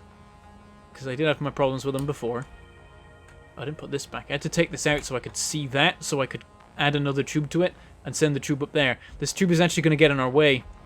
Oh no, I'm going to have to break the door. Wait, what are these things made of? Maybe I don't need to.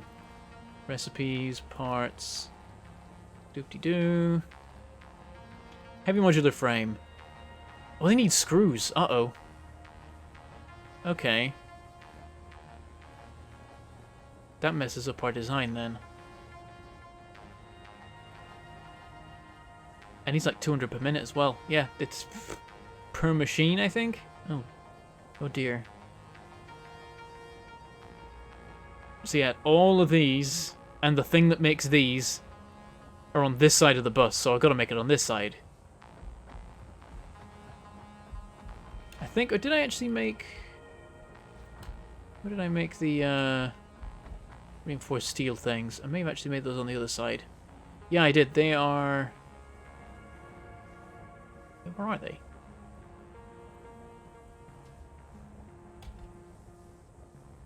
Oh no, they're right here. Okay, yeah, these things, industrial beams, they are on this side, so it makes sense to keep it on this side. Oh yeah, the gas mask, I can go unlock that now. There's no need, it's not going to change anything about the current state of gameplay, and I can't unlock the next thing anyway. Right, we gotta... Did I build something further down there? Nope, just going mad. Okay. Boop, boop, boop. And yeah, I've got to move this. Damn. Okay, break you. I want to keep the Tor intact because I wanted to do it again at the end. So we need to have it go underneath. I go to this. We're going to go underneath.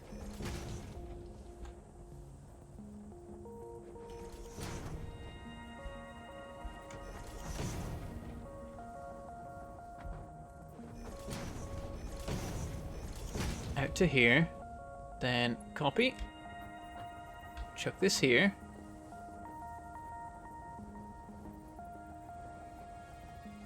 Further along, actually, I think. So this time I had to build this, making a bunch of scaffolding to work on. There we go. Get to the limit of where the pipe can go. Keep it facing that way. Raise it a bit. That should do. Get rid of... Don't get rid of it while I'm studying it. That's not how this works. Let's not be dumb.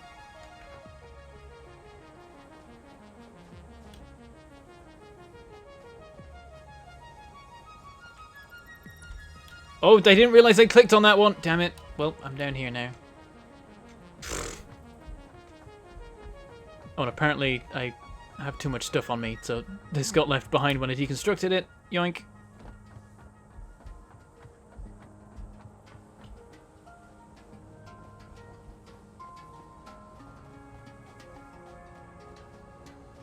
Are we talking about different ways of doing the elevator system? Well, yeah, there's my way of just having a tube that goes to every floor, but if you want something infinitely scalable, or at least more scalable than mine, you're going to want a kind of a sky lobby system, yeah.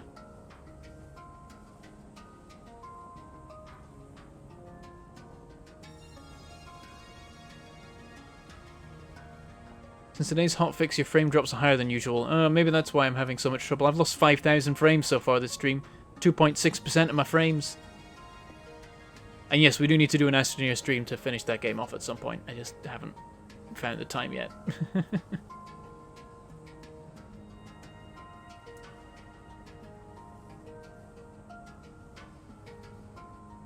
The alt recipe for screws actually does good. It's 20-ish a minute, so 3 of them to 1 machine. Okay. Nice ratio to it.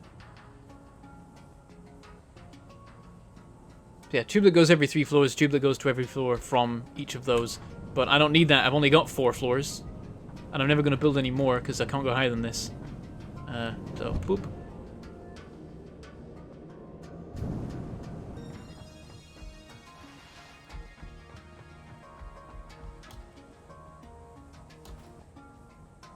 The drop frames come in bunches. You'll probably find those bunches, like, relate to when you're looking at fancy parts of the factory, because that's what I usually find. Okay, so down here. Grab this. We've got to bring it round to here without it clipping through literally everything, which is not going to happen. So I'm going to build out a bit so that it can avoid that. Basically going to add an extra section to the thing. How's this look? It starts to clip. I'm just going to put it right on this corner. I think that's got to be the system. We'll raise it, flip it back a bit. That'll make it low. Maybe we should do it like that. There we go. That'll keep it low for as long as possible. And let's see, can we... Oh, we can't build. It still clips. Like, just... Oh, it's not even there.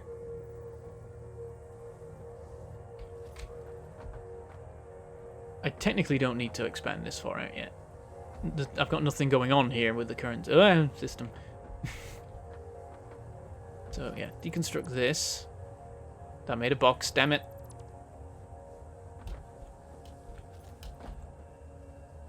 I got most of it. And let's see if this reaches. I think these were all the limit of where they could go, so this could be a problem. Nope, it works. So, there's a bit of a shimmy now. But it works again. So, we'll now delete this. Where'd that box go? There it is. And continue about our business. Okay, making foundation.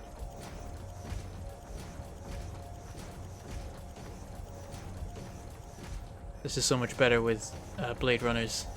My first time building concrete with Blade Runners. However, I have made a gap there. Apparently. There we go.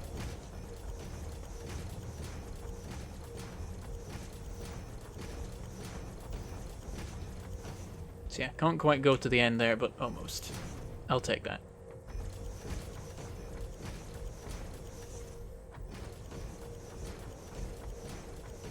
Yeah, it is not 24 tubes to get between 4 different floors.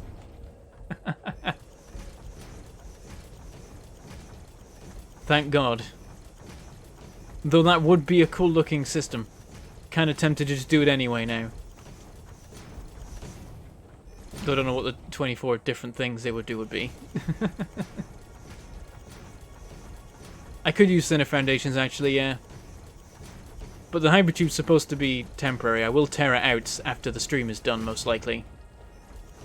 Or at least alter it more significantly. And I guess I could keep it. But it might get in the way. When I built it, I didn't keep in mind how the factory might expand to fill the patches of air it currently occupies. Okay, we've got to extend the entire bus for this.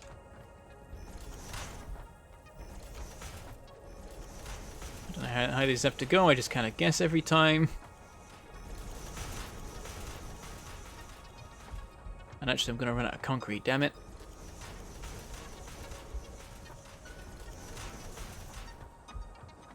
Guess we'll start extending the belts anyway. And we can restock on steel beams as well. Doing this in the wrong order, I can't see what I'm doing.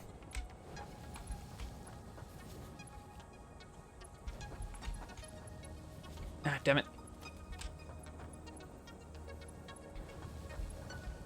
Did I do that right? Yeah, I did. Okay.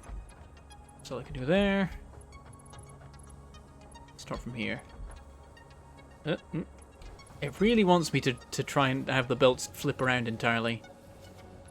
Except that the one time when you want to build on the back of something, it then doesn't. It suddenly becomes smarter and is like, oh, you obviously want to build from the direction you're facing, yes? So you can't even give feedback to the devs because the feedback is simultaneously both problems, which I'm sure they're acutely aware of. And wish they could solve. Go grab the spares off there and then we can finish this side.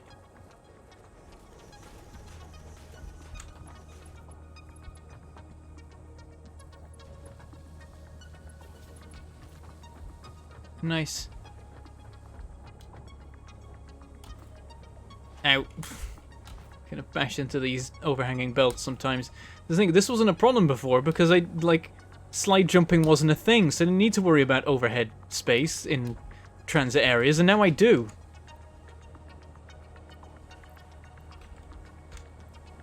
Well, we've got loads of room now. Let's do a complete restock of everything.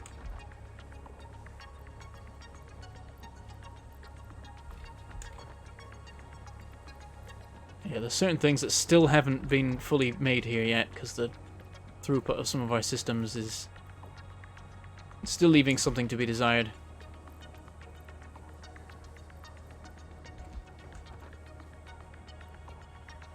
Oh, no Caterium on us, because we used it all in research.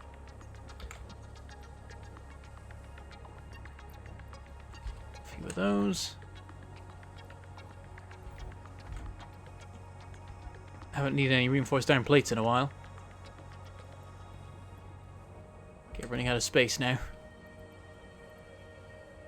Actually, still don't have as much stuff as I want. I want to have more plates, really.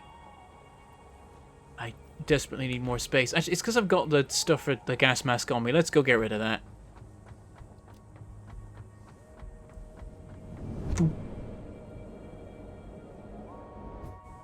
Only 6 tube needed for 4 floors? That sounds right.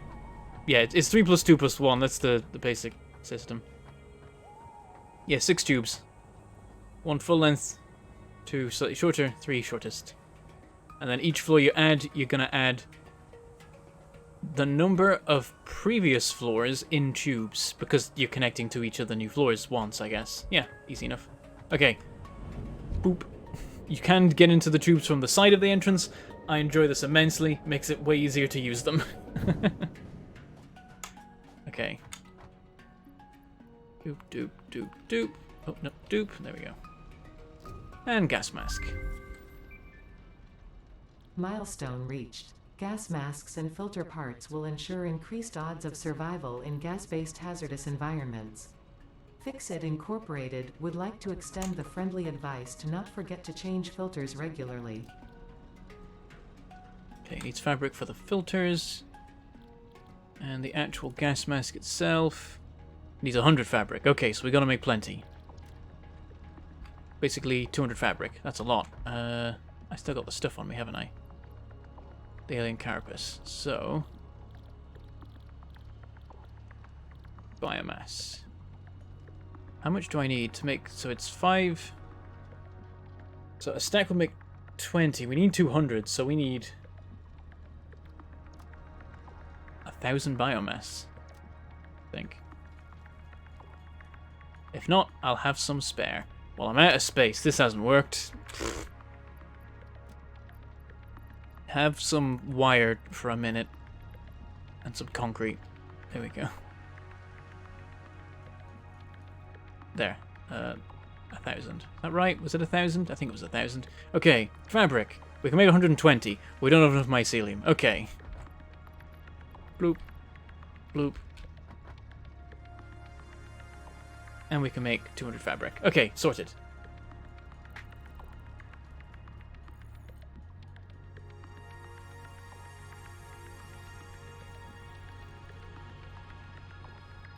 The game needs ceiling hanging supports. Yep.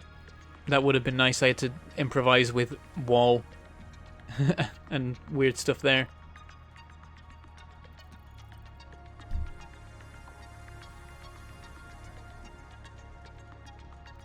If you have N tubes, you need another N tubes to add to the N+1th floor.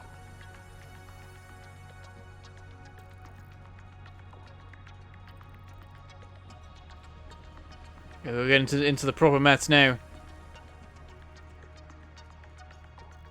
Transport tubes can go through walls. Oh, good to know. I have learned if you try and go through water with a transport tube, you will in fact just, like, hit the water and suddenly not be in the tube and be underwater traveling at hypertube speeds. So it's a bit disorientating, one of those.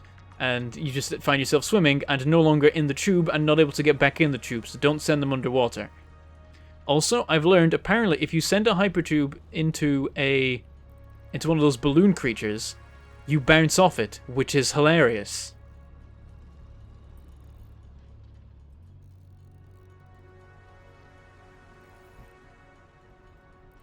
And yeah, I can't remember if you can go through terrain or not. I think you probably bash into terrain and stop dead. But that's neat that you can go through walls with it. That's fun. Sure, I could do some weird stuff with that. There we go. 200 fabric. Make a gas mask. Gas mask, 1. It's going to use up all the rubber, so we can't make the filters. Damn it! Gas mask. And then, yep. Rubber to make filters. We need as much as we have fabric. So, boom.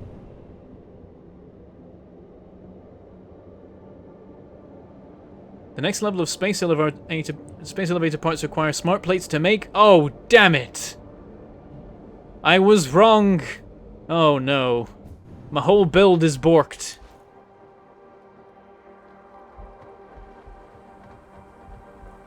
Now I can what? You gotta say what I can do. There's a 30-second delay. This is like old-fashioned Twitch. 100. 99. Actually, take this and put it in here. Oh, somehow that's ended up not working. Whatever.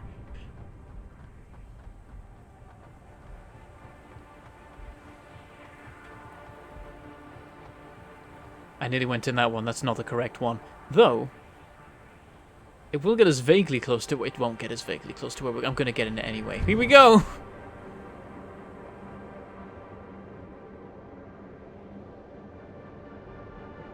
Oh boy, Satisfactory is either facing a big lawsuit from Elon Musk or his definite approval. Ah! Did you see the Cyberwagon video? I had so much fun making that. But oh god, it also took so damn long. I thought it'd take a few hours to make. It took many hours to make.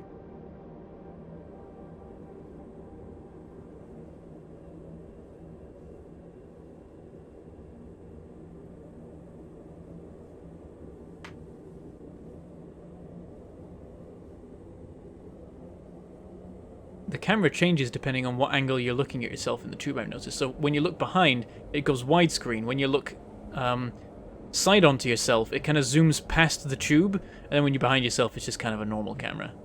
So you've got to angle it right with the sideways, and it's hard when you're going at great speed, but it's a thing.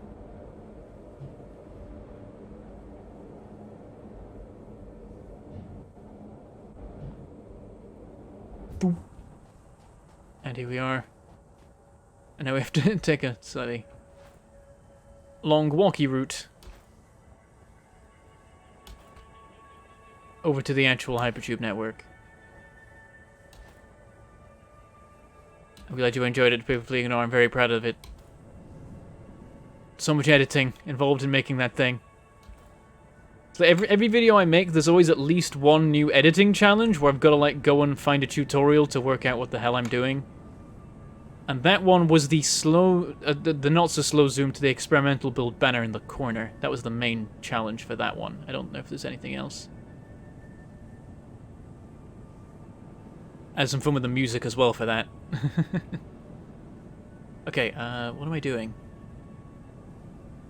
Filters, I'm making filters. Thoop. And thoop.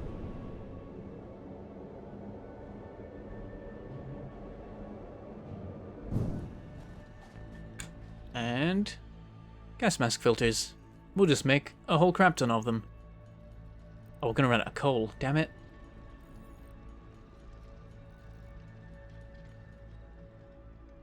Okay, I've got to find some coal. Do I have some in storage? Ah, I do. Sorted. That was easy.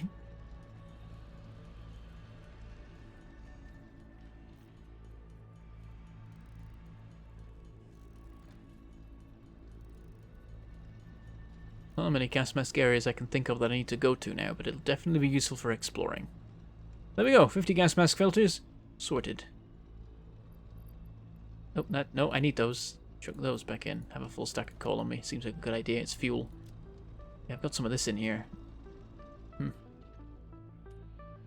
Okay, I've got a random single slug as well. Oh, and I need to make some more spiked rebar. So I'll work on that. Tube accelerators might be a neat thing to add, especially if we're going uphill. Interesting idea, yeah, they could do that. That'd make some sense. Something that launches you at ridiculous speeds. Oh, that would immediately be misused. You just have that and then an immediate exit into the sky. And for some reason OBS just disconnected and reconnected, so that's a thing. Hopefully that doesn't bork the stream. Everything's fine, don't worry. It just happens for 10 seconds sometimes.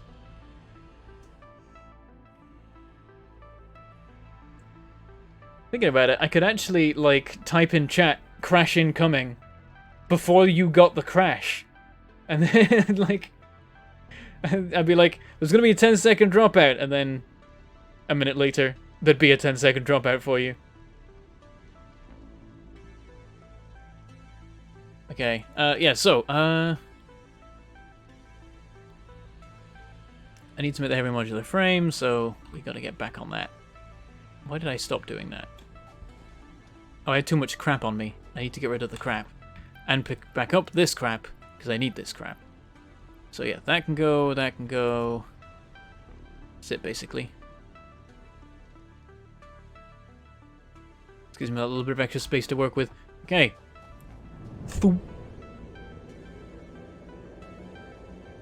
You're using Windows? There's your problem.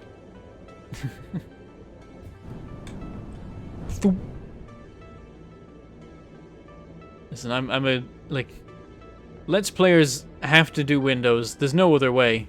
You can't... There's too many games that aren't for other platforms. We just have to live with it. Yeah, Crazy Human, like, encapsulates the point way better. What would you suggest as a replacement?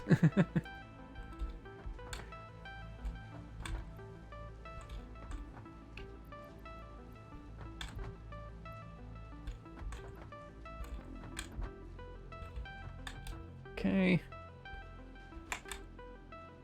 Linux, it just works. Yes, but not for most games.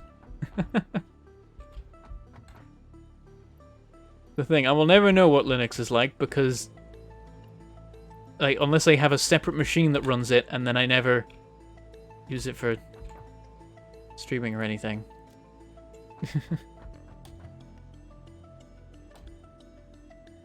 And whoop. Whoop. Whoop.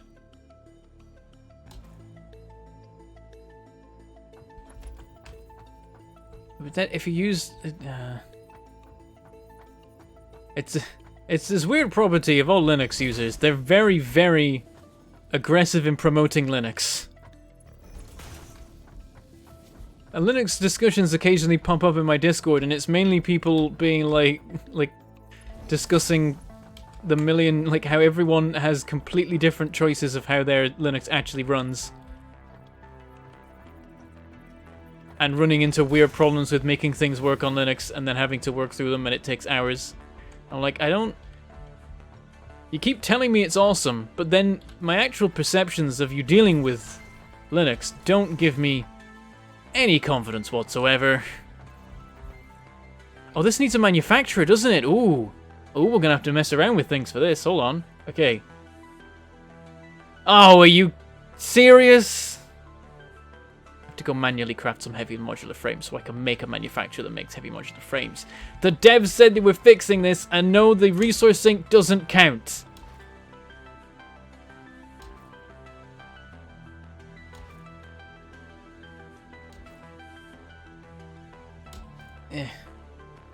I didn't need to actually jump back over. I could have just built a crafting bench right here. Gonna just do that. Okay, I need to make 10 heavy modular frames. I can make 5. It needs screws, lots of them. Oh dear.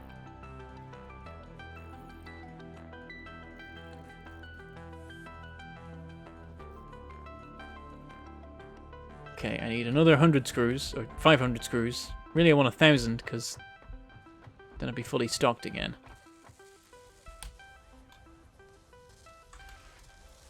Also, they've changed the color of the screw boxes. They're very, very intense blue now.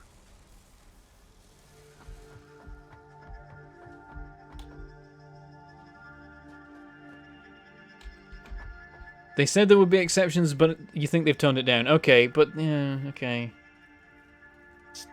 Toning down is one thing.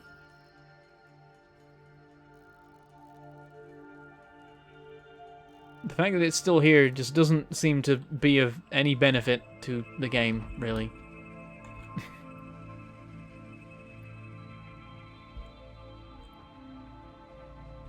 What do I actually need? I need to look at what I've used. But I've already forgotten what the recipe is for these things. What have I used up? Right, steel pipes, case industrial beams, modular frames. Modular frames, industrial beams, steel tubes.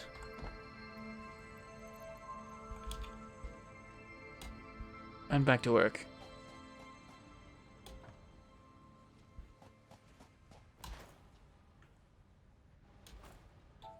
Watch them go. Watch the Linux supporters go.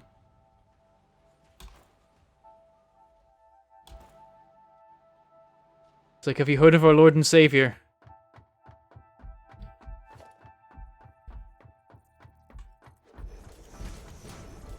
Linux can do everything. It just takes 2 years to be able to make it do what you want each time.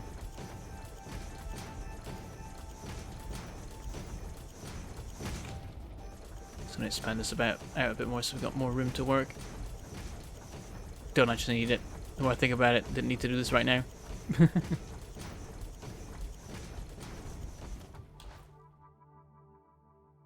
But making the entire platform in one go would be the most soul-crushing thing ever, so getting through it bit by bit is nice. Okay, manufacturer. I can now make 1. Oh yeah, they changed the design, by the way. Look at this. Damn. Okay, right, so...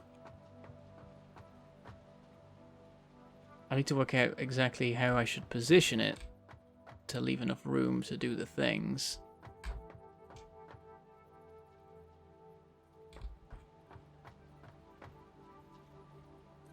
How's that? Okay, that leaves a lot of room to breathe on this side. Might not leave much room. Yeah, no, I think the merger clips through it. Yep, merger clips through it. Went too close. Let's try it again.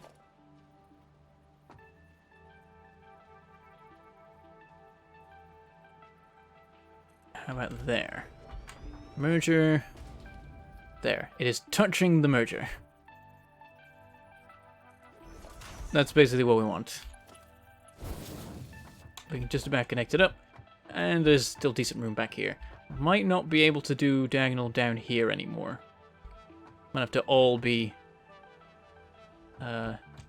horizontal, vertical conveyors even. Horizontal conveyors are normal conveyors. See how, like, take a look at this. So like the production bay, and it's got little robot arms and vents and stuff on the side. More ladders! Ladders make all buildings better. Oh, there's a nice platform here to stand on and observe the things being sent out and doing the stuff.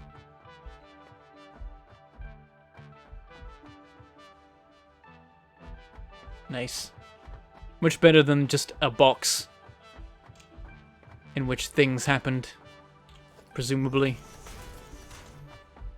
Alright, what are we dealing with? So, heavy modular frames. Oh yeah, we can have a look at this. So, yep, uses smart plating. Oh, it uses... They all get used!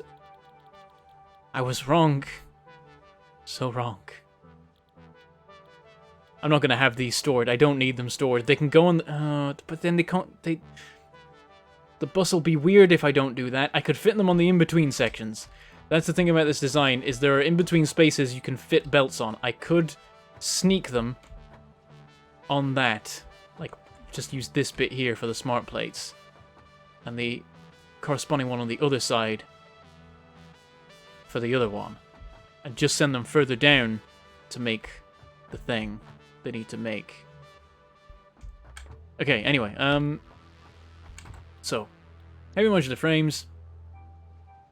Modular frames, steel pipes, encased industrial beams, and... Oh, yes, screws. I didn't work that out. 200 per minute. That's a lot. That's a belt per right now.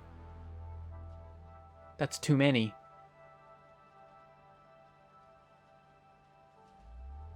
But extrapolating to... they're already going to the floor. I have to change... I guess they can still go under the floor.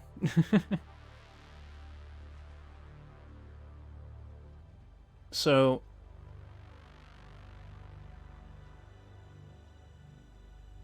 extrapolating to future belt speeds.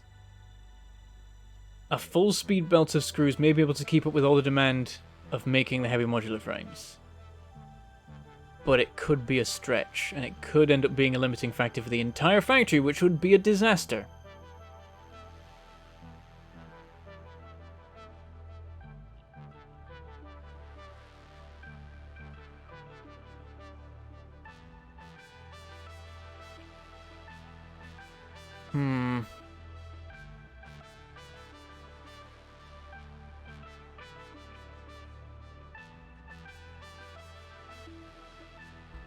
I could make separate production stuff for it, but that would make it weird. That'd mess up the design in ways that I didn't want to mess it up.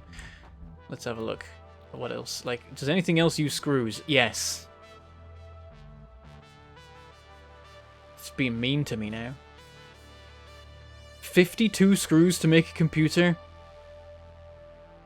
What weird-ass ratio rubbish is this? 130 per minute for 2.5 per minute. How on earth am I supposed to ratio that correctly?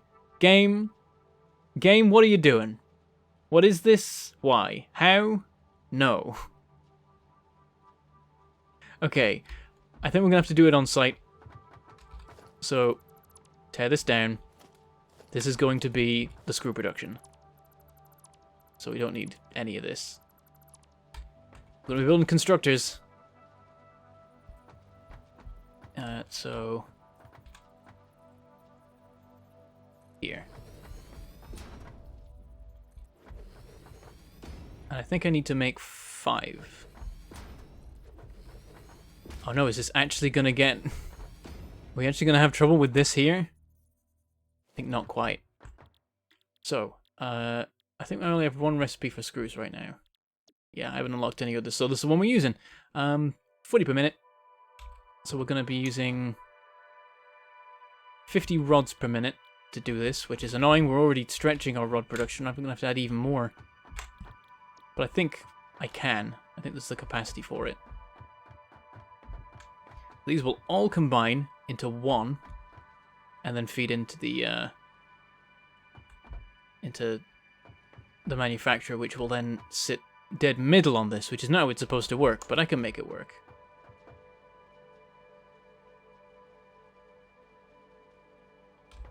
Is this enough space to work with? No, I need to compress this some more. Okay, let's put the splitters down anyway, so then we know what's going on with those.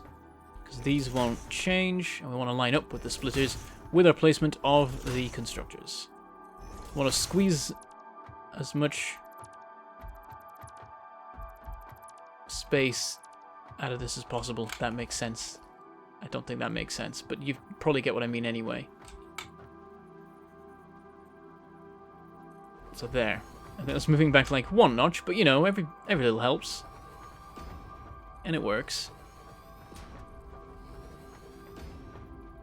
And might make the difference. Everything's going to get squashed up one way or another.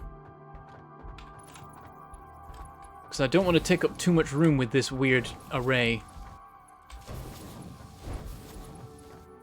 Because I know, even though there's infinite space, kind of... Well, there isn't infinite space, but there's, like, practically infinite space in the game. I still want to try and keep this as small as possible, because I have to travel the length of it all the time. And so, like, the less space efficient I am, the longer my journey time is, and that's no good.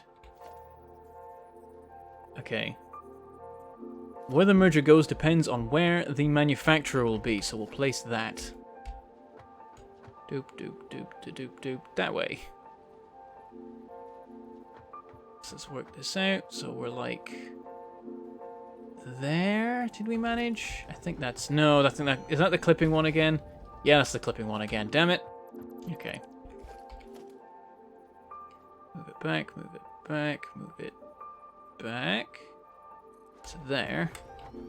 Gives us room to put the merger in. I mean, they don't have to be exactly like this. I just want them to be, because it works well for the build.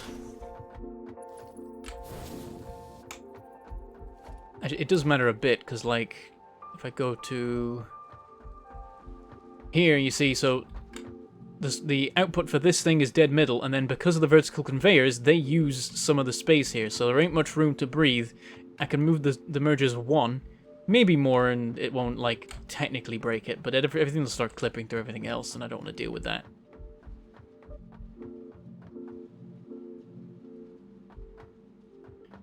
So, I want it to go in here, really.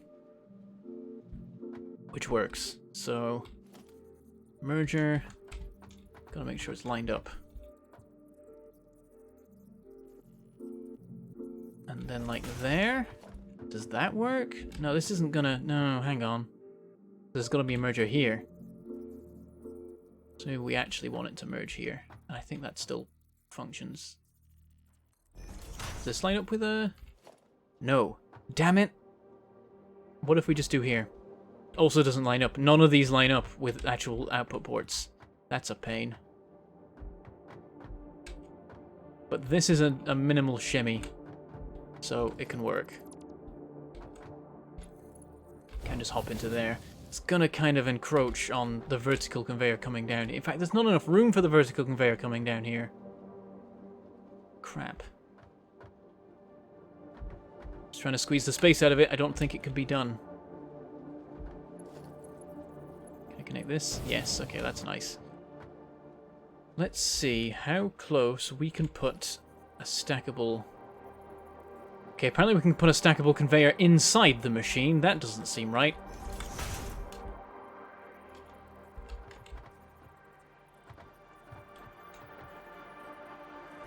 I think that's correct. Yeah.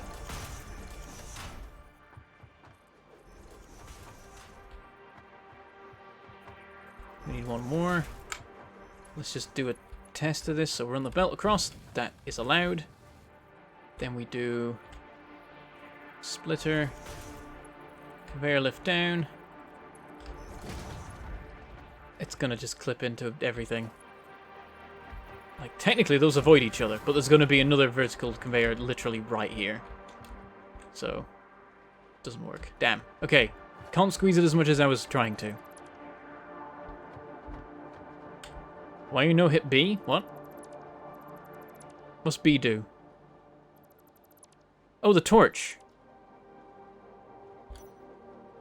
There you go. I guess it matters more at nighttime.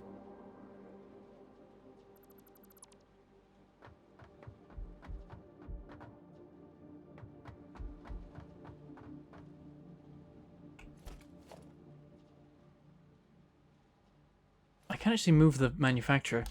I realize it doesn't have to be exactly aligned in this particular way. I can shift it up so it lines up properly with one of these, and that will cause less problems. So if we instead... Oh, what? I ate that, apparently. If we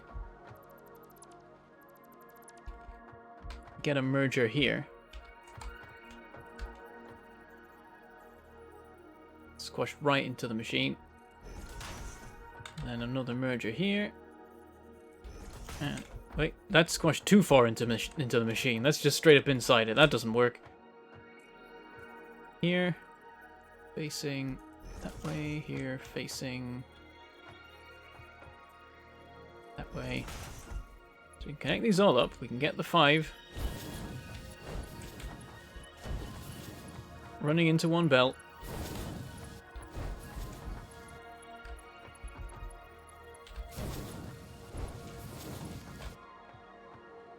Then we just need a bit more space.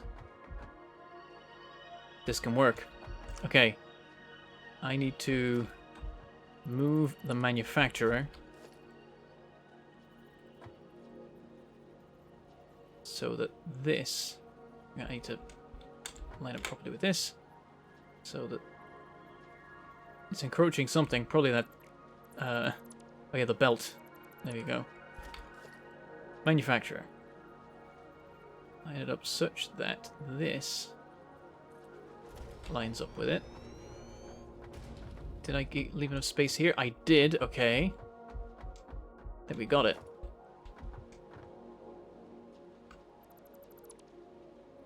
Shift this up a smidge. That's all we need. Goes up by 4.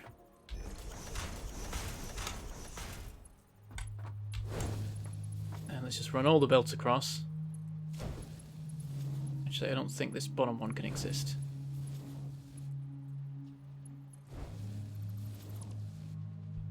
Okay, then we get a splitter.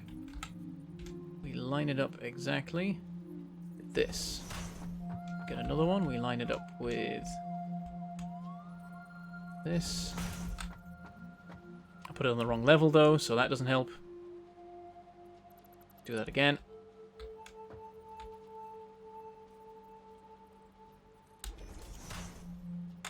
And this. Now,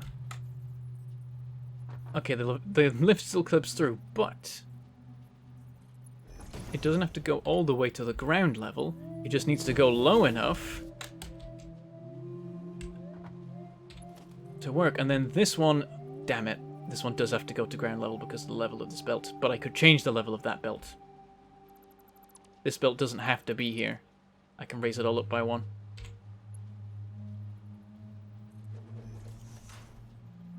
Yep, let me build. There we go. There we go. Just got to make sure to line this up as closely as possible because it does actually matter. If it's off center, that the downward belt will not work because it'll have to turn before it changes height. Though actually, I can lower these more, so it's not that close.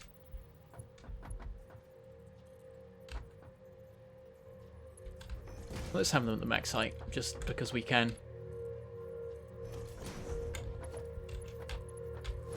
And that, and that, and... Oh, okay.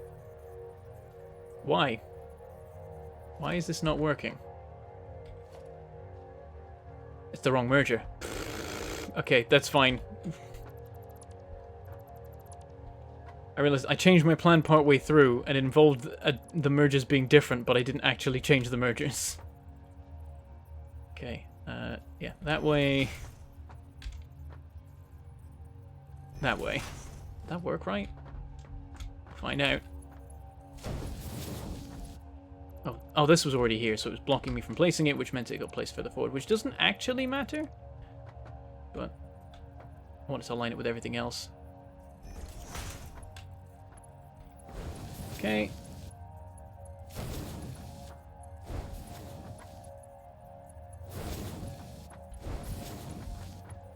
And sorted. That is 4 belts feeding into this thing with minimal use of space. And when are you going to make new videos? He's making one right now. I mean, it's technically true. I don't know. It's easier to do streams right now. I'm like, if you've missed it, I'm moving house, but the house I'm moving to isn't ready, and I'm the one making it ready. So I'm like, there's a lot going on with that right now, and organizing, actually being able to move into the place, and so everything's very up in the air right now. But like, the Satisfactory update came out, and I'm like, I've got to cover this. I have to. And then I've also got to play it when I actually have free moments. So I've been doing that. So I don't know. Like the Saturday streams will continue. Roll for It is continuing. But I can't give any guarantees right now because I'm moving house. We have a merger. Like that.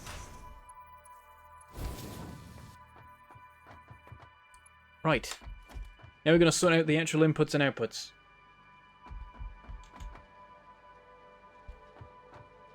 Yeah, minimum space, maximum spaghetti. Exactly, it's perfect. Okay, this needs iron rods. And also these need to actually be given their instructions.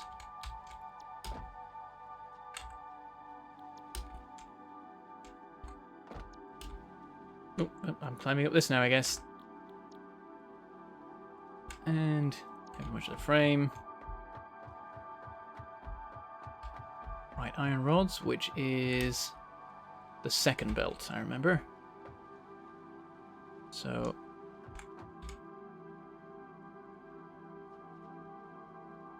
split. Can maybe just diagonal belt this? Yep, that works. When possible, I just do that usually. It's easier. Right, we're making the screws. Maybe not at the rate we're meant to be, but we're doing our best. We're theoretically capable of making it at the rate this machine needs. Oh, no power. Right, yeah, I didn't hook this up.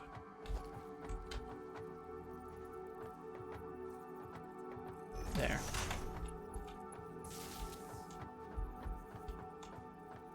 Bring it down this way. Place it there.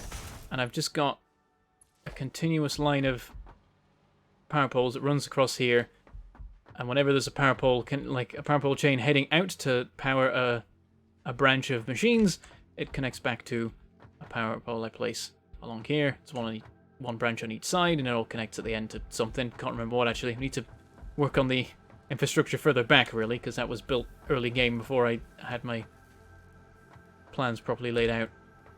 And yeah, every power pole powers 2 machines. And no more, because each one can take 4 connections, so connection coming in, connection carrying on, and powering 2 machines.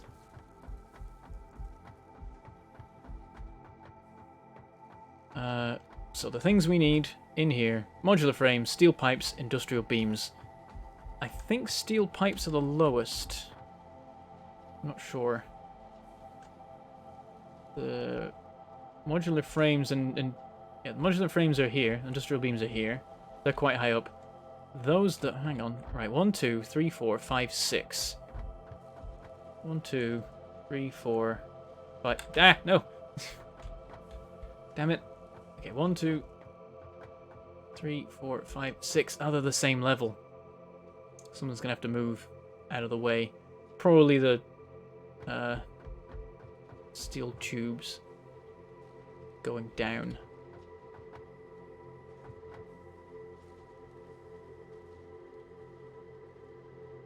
Actually, no, it makes more sense, because if they go down now, they could go down partway across. Yeah, I've done that before. Okay, we'll do that. Right, so here.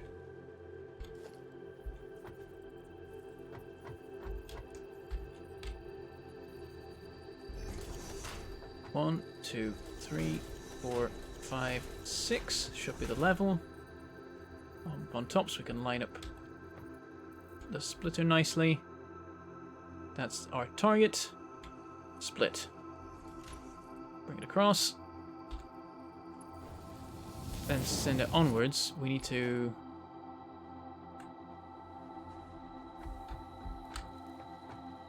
sort out another conveyor right here. Might be too close.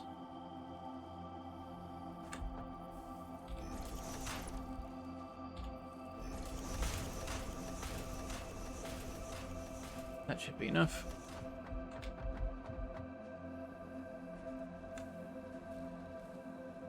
Raise up till I'm level. Ah, no, don't fall off. Damn it, if you're not, like, facing straight at the ladder, it doesn't like you trying to go up and down it. So yeah, this is the level, same level as these, which is a problem. Needs to drop, so one level down to the level of these, so they'll have to move. That works. Okay, so you come down. So there you clip straight through. Here, you're going to clip through this, but we can move this out of the way.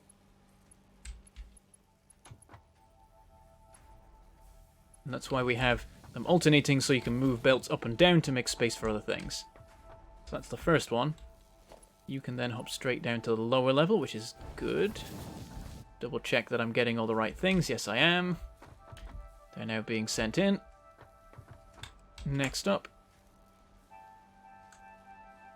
these guys. Oh.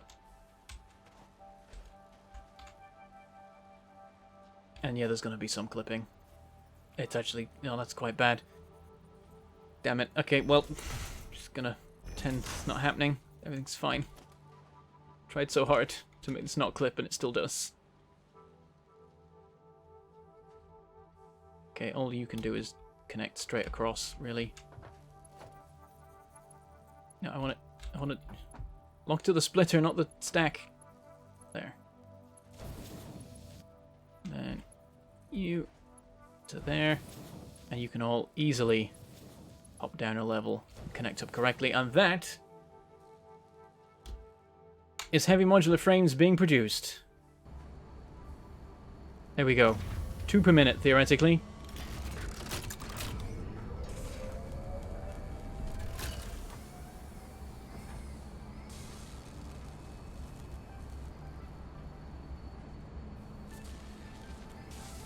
That's cool. I mean, they're not assembling heavy modular frames. I don't know what they're making.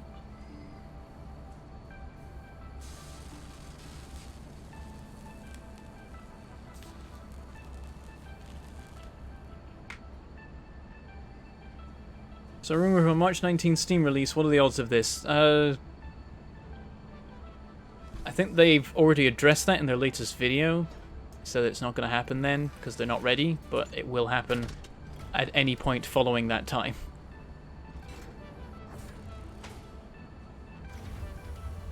It goes in a box to be like fired, and they work on the next one, and then later that's finished, and then it gets sent on.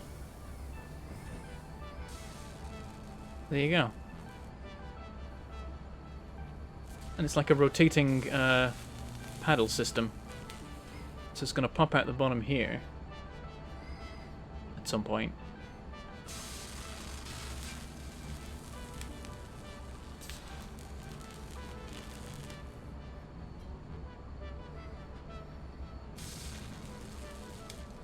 Eventually.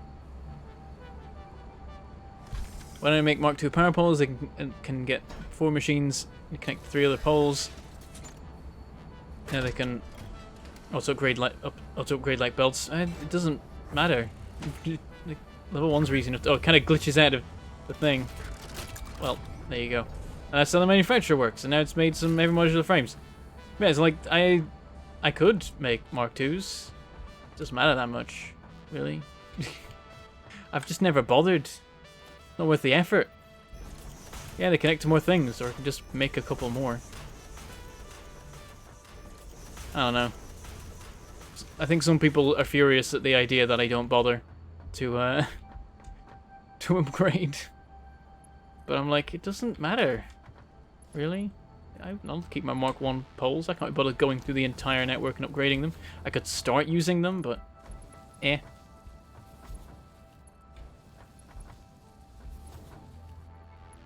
Like, it costs more to make the fancier poles.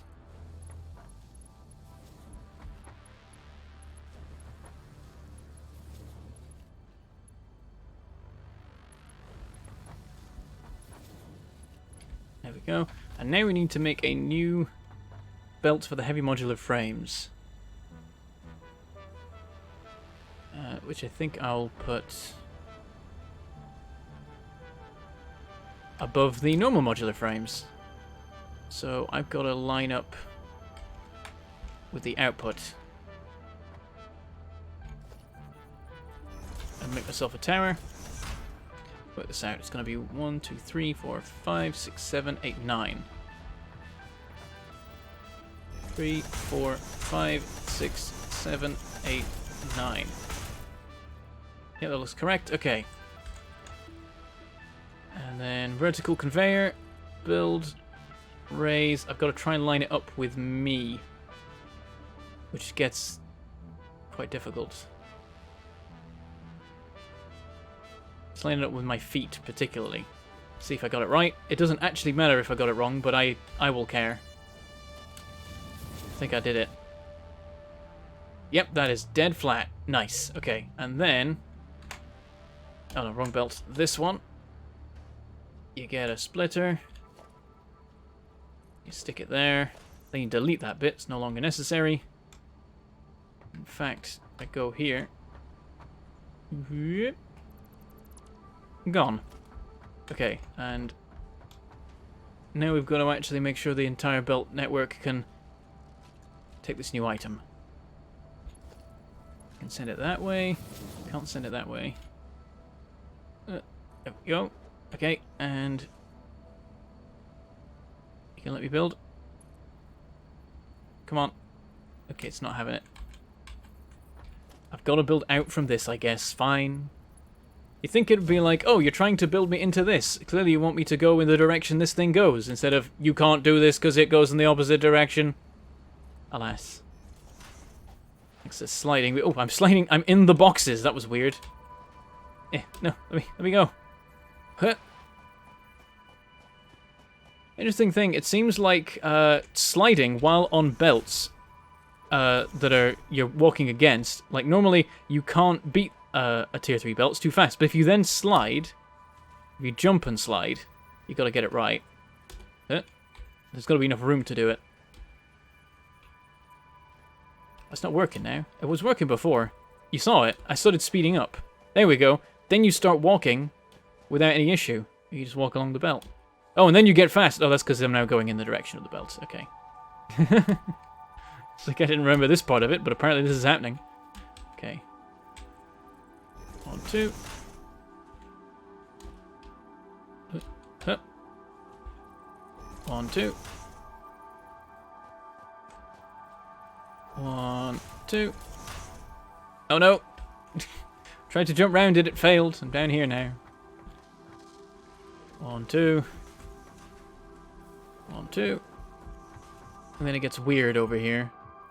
Actually, I think it doesn't for this side. I think everything stays normal. 1, 2. And then there's a splitter there, which we don't need.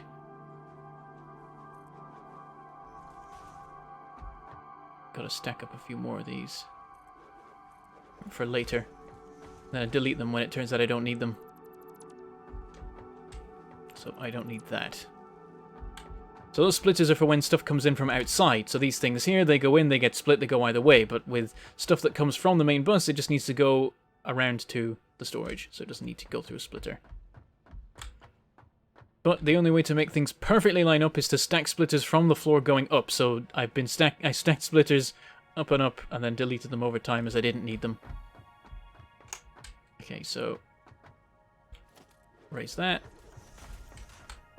Raise that. And that is already ready. Nice. Okay, now we go back to the beginning, or the end, depending on your perspective.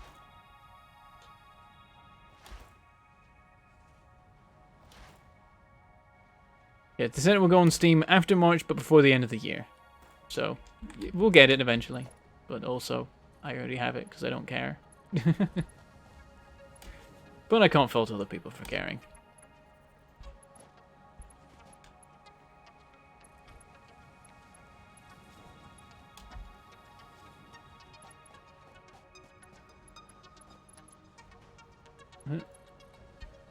Sometimes quite finicky placing these at distance. Oh, I've run out of steel.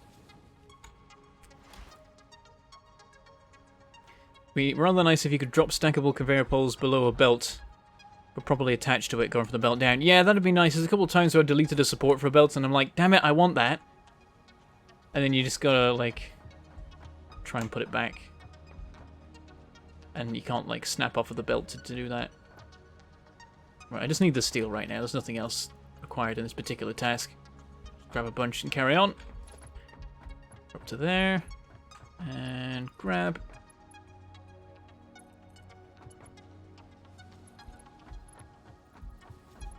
Through the spaghetti that's not spaghetti, it's actually highly organized. It just seems mental. Trust me, it makes sense in my head. That's not what I want. There we go. Just 1 pixel lower to get the actual side effect. And now, the frame should be on their way to this box. There they are. They've been taking their time. I love the little... It's like a little snail. Ta-da! Some of it goes into the display. The rest we can steal for ourselves. And look, that's 10. We can make another machine that makes these now.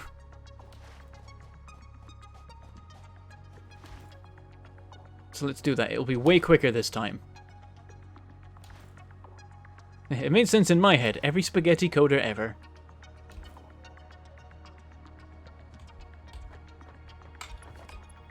I think my spirit animal is a coder. I've never learned to code myself, but I feel like I was probably supposed to, and then just didn't. And, whoops. There's still time. One day. And I'll be like, well, I should have done this sooner. Okay, so, to extend it, we just gotta build it out again. Oh, yeah, there's a hole here. Does that matter? Maybe it doesn't. No, it's gonna matter. Damn it. In fact, I think that this will need to go out even further in order to leave us the space to work.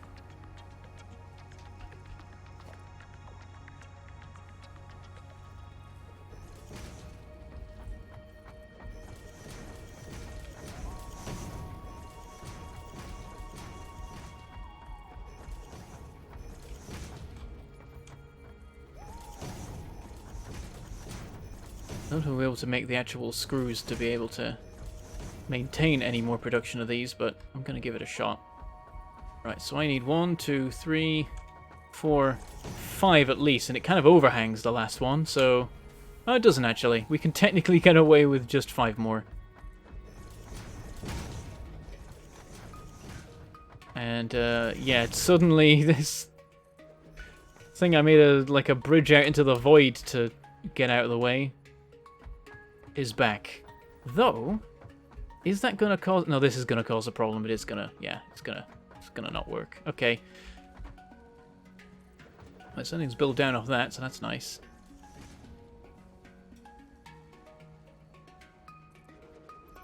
Yeah, let's do something here.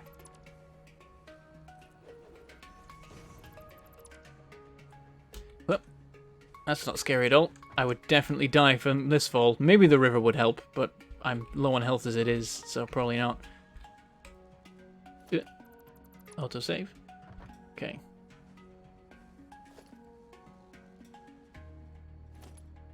Tube.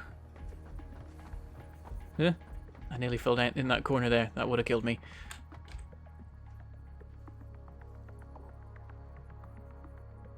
Tube. I'm just going to angle it down and see if that helps us to just avoid. It's ended up just in the worst spot, hasn't it? One place where I'm building out. I've never built out from this before, but now we've got manufacturers and the ridiculous requirements of screws. It's become a thing. Okay. Now how do we do the next bit? Can we see it from over here?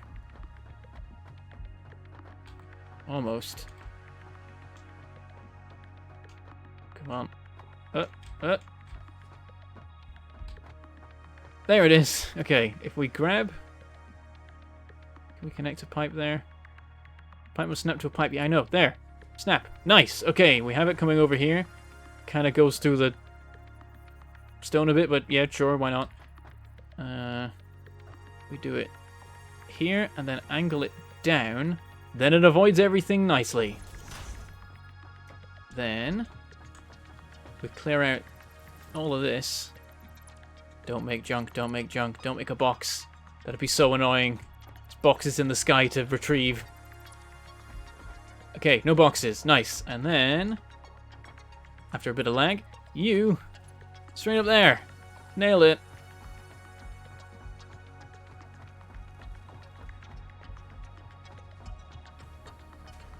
Okay, now we can do this. 2, 3, 4, 5. Merge them in the same way, I suppose. So, merger there. I think that's right. Yep. Merger here. And why isn't this lining up here? Oh, that's correct. Did I line this one up? Oh, no, I didn't. That messed up entirely. There.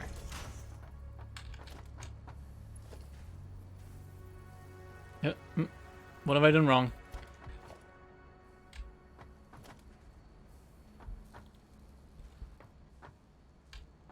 I put these all in backwards. Damn it! They're pulling up place now as well because of the mergers technically clipping into them. Ugh. That way. And yet won't let me build them. Okay, get rid of the mergers, which were all correctly placed.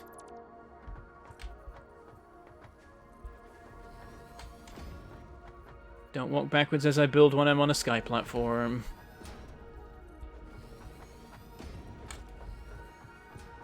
And merger.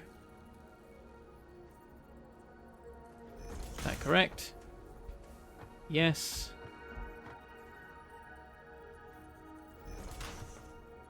Nope, messed that up. Okay, mergers in place. Connect the belts in ways that make sense, game. Okay, thanks. Oh yeah, and if I get a running start, I can leap over this. Oh yeah, I've got the Blade Runners now, that's way easier. Thank God. Okay. Before it was like really hit or miss whether you could manage to make the jump.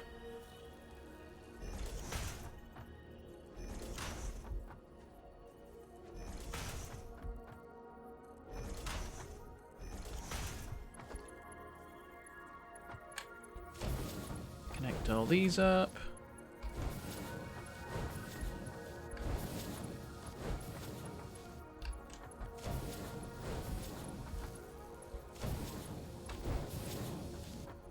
And the power.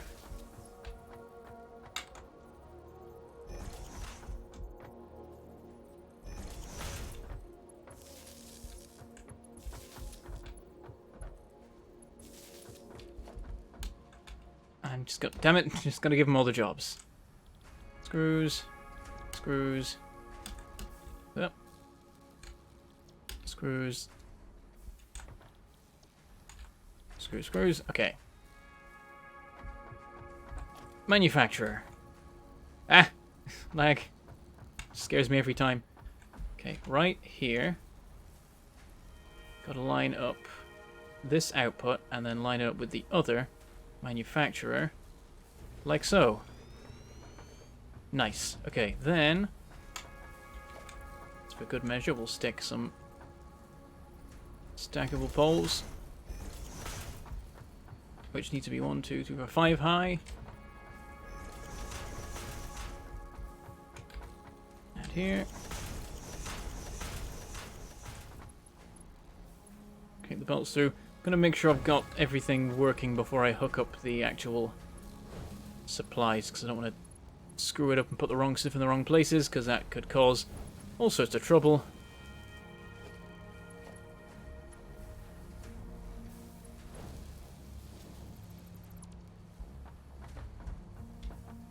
This can go in here, don't have to worry about that. Then, splitter. These are actually going to end up arranged differently than the other one because I messed up the lineup initially. And then just went with it.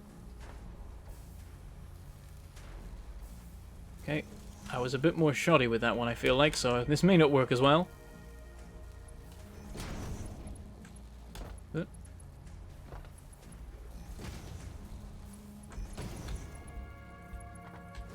Nice. Nice. Yep, messed it up. Okay, this one... I'm not going to bother trying to fix the positioning of the splitters to be exactly right. I'm just going to lower this. I didn't lower it. I'm just going to lower this by an extra notch. It just about doesn't clip through the screws because of the way the box is oriented. That's brilliant. That there is space efficiency. Alright, this thing is ready to go, practically. Okay, it's not quite. There are more things to do, but, you know, close enough, right?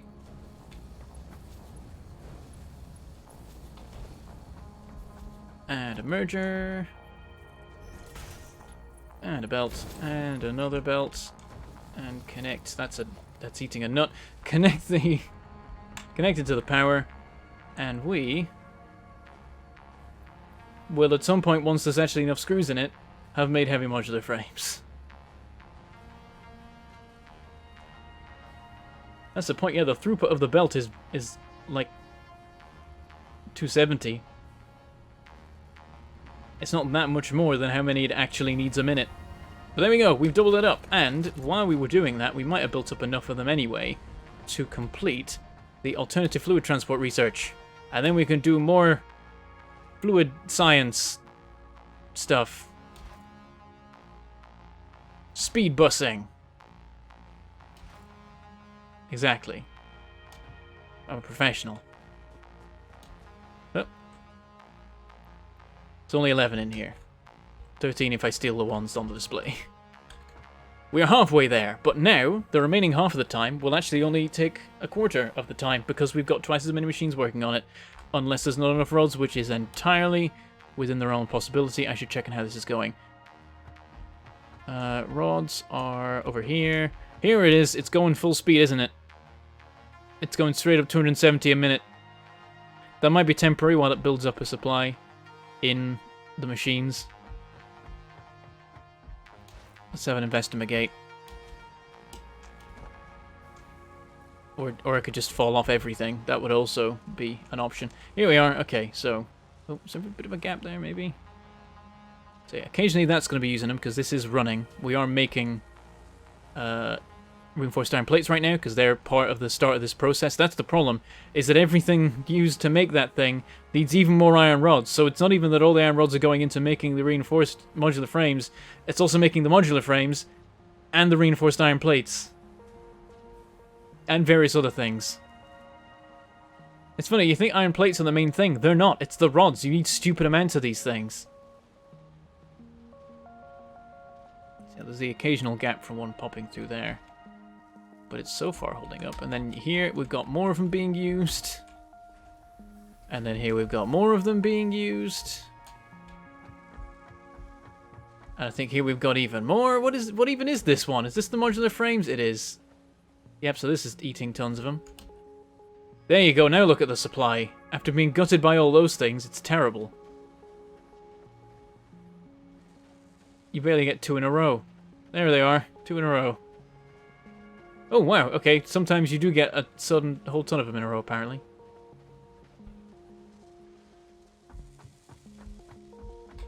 Do they get siphoned off again anytime soon? Nope, that's what we get going into here. So, yeah, that's not great.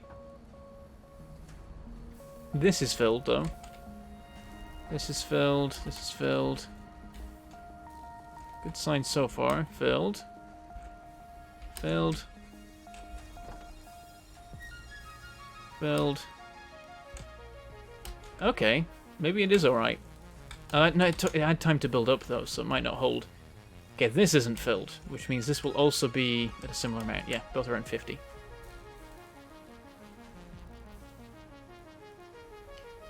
What is this about, eh?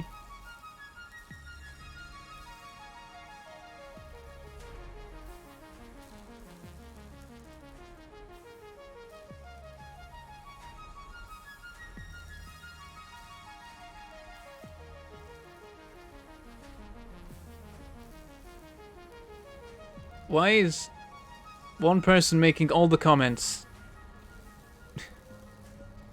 What's going on? Are you just spamming? You might need to dial it back a bit. I looked over and it was just a whole lot of... Have your comments gone through all at once? I'm confused and scared.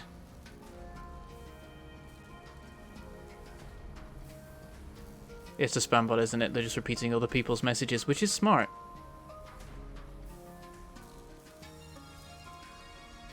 Okay, yeah, I'm just... Where's the... That's the wrong button. Hang on, no. Eh. It threw me off for a minute, because I'm like, someone is saying a lot, but all of the things are relevant to the stream, which is impressive. But then it looked... Then I saw one that was, like, old. Like a comment that I received on a live stream ages back, and I'm like, I've seen that comment before, said by someone else. So this is definitely a lot of rubbish. Hey, listen, I've been playing my game, I wasn't paying attention, and I look over and this all happened, and I worked it out within, like, 30 seconds. You just give me a chance. Sometimes people are just very enthusiastic, and I didn't know how quickly those messages were coming through, just that whenever I wasn't looking, they'd started to happen a lot. And the other name was weird. The fonts messed with me as well, because their name is an entire line, so I was trying to parse it, and YouTube doesn't very well, like, indicate... It doesn't... there need to be, like, little lines between comments, so I can tell when one ends and the other begins, because I couldn't with that. That was weird.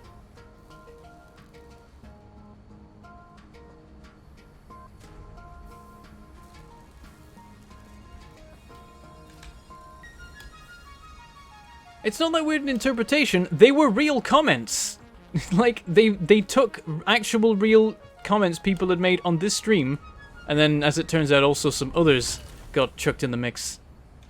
Like, so it looked like a real commenter. The first thing you do when you think someone is spamming is you check, are they saying things relevant to the stream?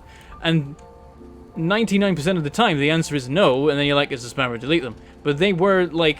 saying a bunch of relevant things to the stream, and I'd been in the zone for a while and not been paying attention to the comments, so I didn't know how long it had been going, and that it had just happened all at once.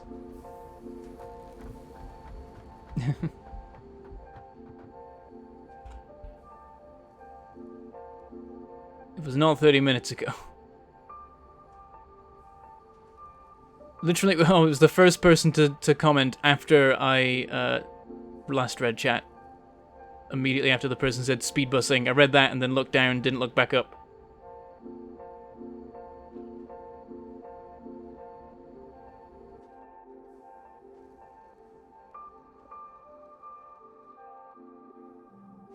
Yeah, that is a new one. I haven't seen that before. Okay. What was I doing? Why was I over there? Oh yeah, I was checking on the rods, but it's like I can't do anything apart from look at them and be sad. I can see if it's built up or got worse towards the end.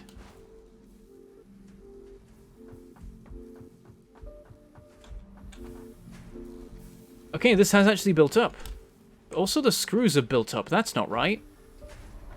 Something else is running low. There we go. Okay. Modular frames, which also use rods. I was going to go around that way. That's not how that works. I would just fall and die. Right, we need more modular frames being made. The thing about being in chat... I didn't read all the comments. There were so many. The thing about being in chat is that you're way more aware of what's happening in chat than the streamer ever can be.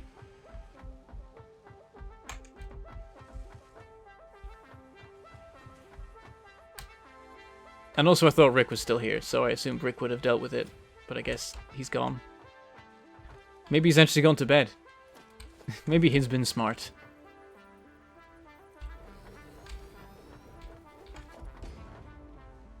Yeah, this doesn't use screws or anything. This is just a normal array. So we can chuck this together in no time flat. Modular frames. Modular frames. 2 per minute each. It's going to take so many more rods per minute. It's not going to be good. Oh, I've done them backwards.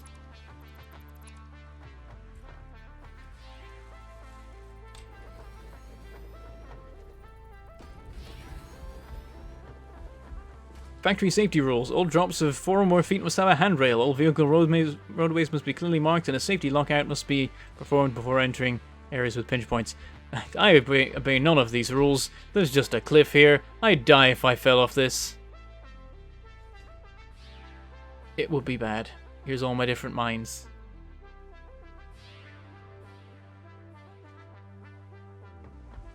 Okay, so...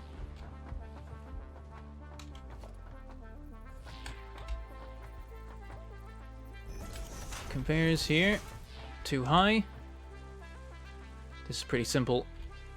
Connect across. Connect across.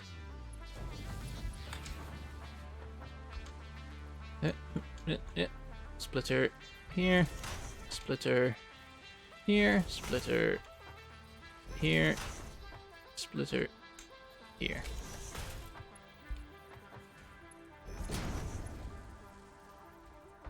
Oh no, yeah, those ones don't connect. It's just these top ones connect. These ones can connect this way.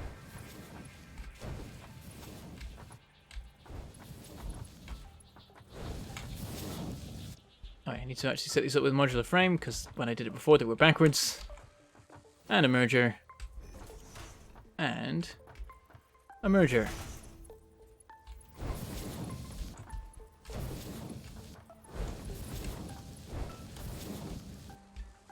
Where's the power poles for these?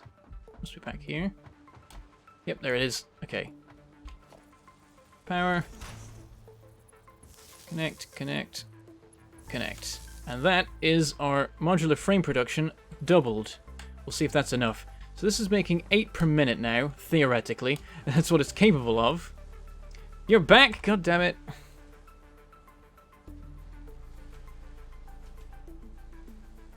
I pressed the wrong button and I got distracted. I need to... do that. Do that. That should do it. Okay, they're gone for good this time. Should be. I was repeating comments you made talking to the bot. Wonderful. Beautiful.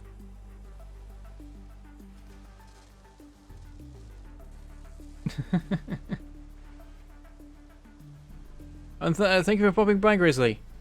Appreciate it. Again, the bot turned up immediately after I stopped paying attention to chat, because I was building things.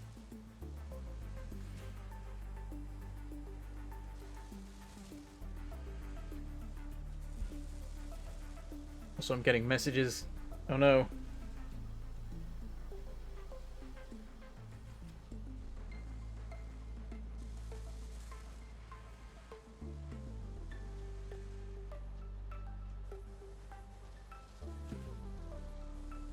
Okay, we're making 8 of these per minute. How many are we consuming at the other end?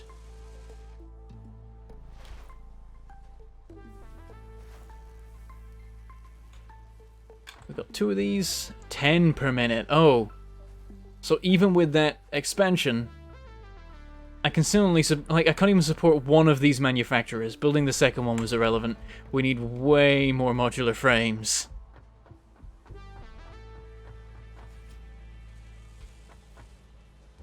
Oh dear. But I don't think we have the rods for that. How are they looking? Oh, I'm an absolute mess, even from that brief snapshot I got of them. Yep. So now the consumption for reinforced iron plate is going to be worse. Like, are we making enough of those now? Almost certainly not. What is this? Yeah, so 3 per minute. We're consuming 12 of those per minute now. How many are we making?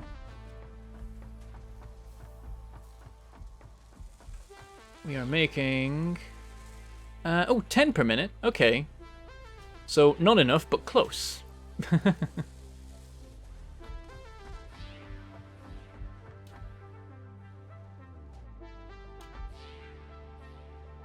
Do we have more Tims or Toms tonight? That is an interesting question. Perhaps the balances have tipped. You never know. Right, we have 35 reinforced whatever the things are. I don't care. Let's go put them in the machine. I need way more cable. Wire, even. And motors. And that's enough. Zoop. And thoop.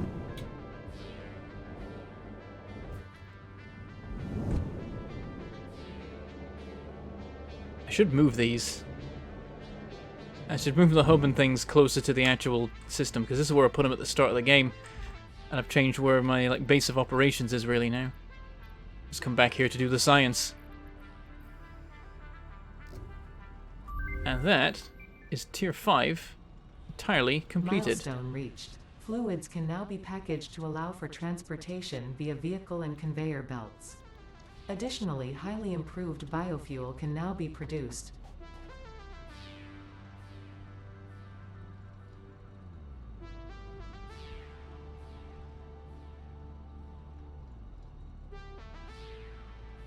Messages again.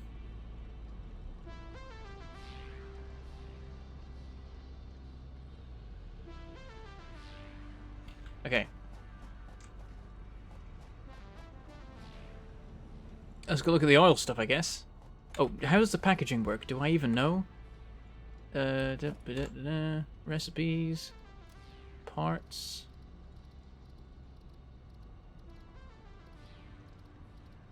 It's empty canister.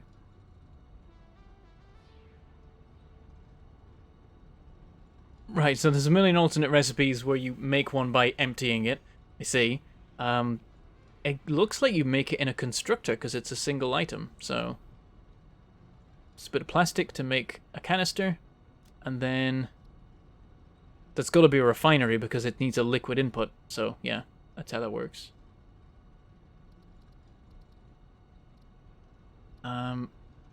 A lot of this I don't think matters, so I don't think we ever need to package heavy oil residue. I think we just need to package fuel and liquid biofuel and nothing else.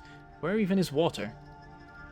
It was on the list, but it's not in the recipe list, like, or, unless I'm blind? Am I blind? Help.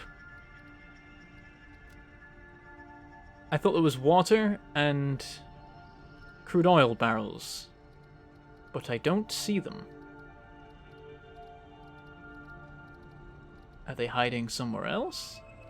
Nope, they just straight up ain't in the list. But they are definitely a thing we just unlocked. Yep, packaged water, packaged oil, but they ain't on the list. That's weird. That's a glitch. Probably.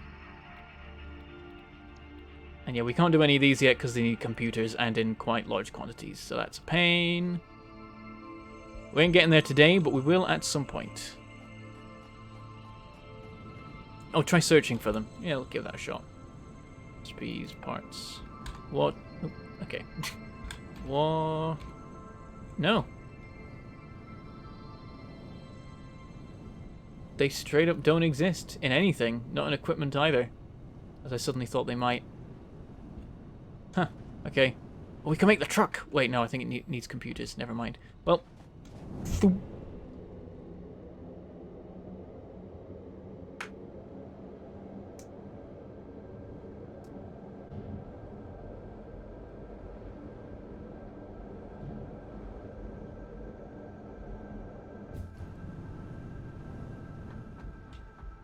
Yeah, I think the liquefying biofuel makes it more efficient somehow, magically. So, yeah, we've got our spare refinery over here. Whoop. So, yeah, more recipes now. Liquid biofuel. It is made of, oh, a mix of water and biofuel. Okay. And then you can unpackage it. Unpackage various things. You can package water. So, yeah, that's the 5 things you can package, at least at the moment. Oh, there's more stuff later. There's an interesting liquid. I think I've unlocked all of them now. Except maybe... I thought there were 7, actually. What am I missing? I'm going to look this up, because there are some more. Satisfactory update 3.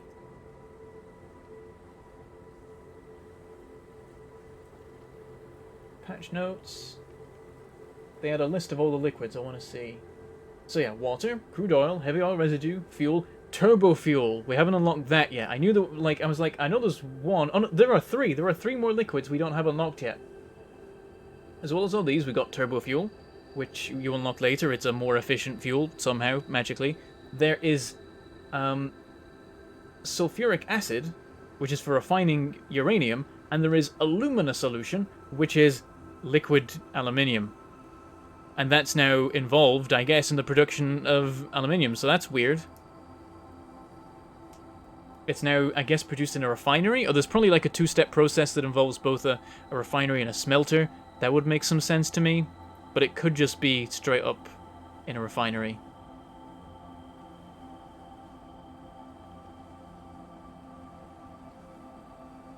One meter cubed of fuel makes one item of packaged fuel. So pipes move more than belts. Yeah, I mean, if you think about it in terms of volume, pipes move, well, way more than belts in real life. Unless you're meaning something about how it gets packaged into way less than a meter cubed, which we shouldn't think about too hard, because it will just make us sad. Actually, maybe it is a meter cubed. We don't know the scale of this, really. We don't know how this works. Yeah, unpackaging these, but then these unpackagings are in the fuel section rather than in the unpackaging section, so that's a mistake, I guess. Yeah, so I'm interested in making some liquid biofuel. That seems like it could be of interest. At the same time, we can't do anything with it yet. Or can we? We could probably put that in the things, actually. We can probably put that in the biomass generators, thinking about it. If we package it, I guess? Oh, maybe this won't work. I don't know. Oh, no, it says either conversion into electricity, but that could be using a fuel generator. I don't know. And I'm not really bothered about testing it out, so we'll just not do that. In that case, there's not much to be done. Packaging fuel, that's the one thing we want to do. Let's set up a refinery packaging fuel. Because then we can use that in vehicles and so on. Okay, I need to not use the jump while I've got the Blade Runners. Unless I can jump over the... Never mind. I thought I was being smart, it didn't work. Okay, production, refinery...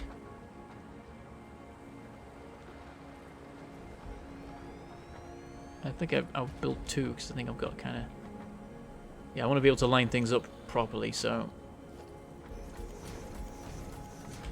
Oh, I'm out of concrete. I didn't bring enough stuff. Hang on, let's go back. Oh, we filled up on heavy oil residue now, at least in this section, as well as everything's now fully filled. And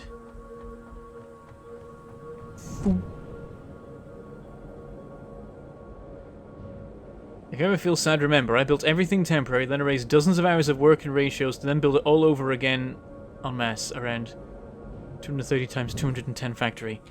Oh, jeez. Did you do that before or after mass deleting became a thing? Just to determine how horrifying it was.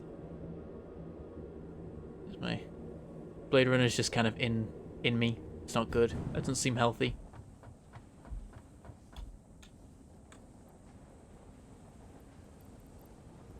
Okay, let's have like 3 stacks of those. I've got too many wires. Luckily, we hadn't filled back up the supply yet.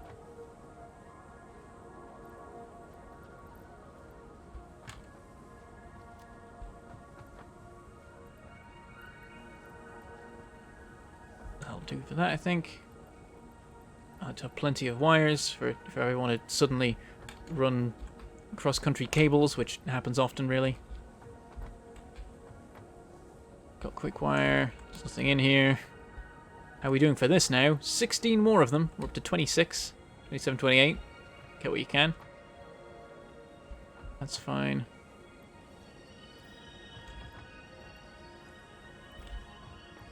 Then we need tons of concrete. That was really just the main thing. Get tons. We're about to use some, we know anyway.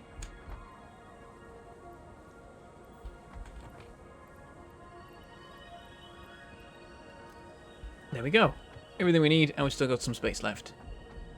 And...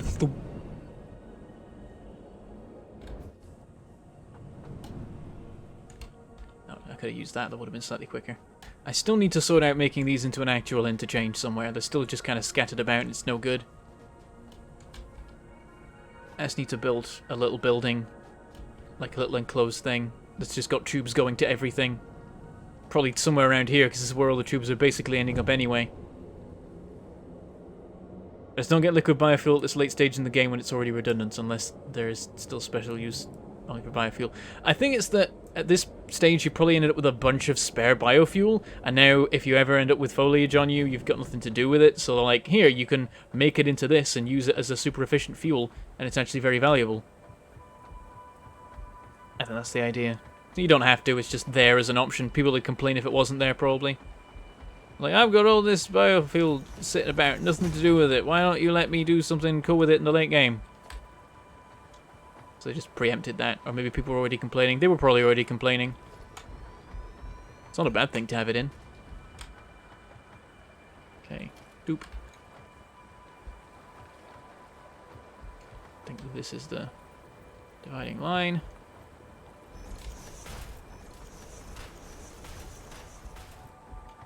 Run all the pipes further up.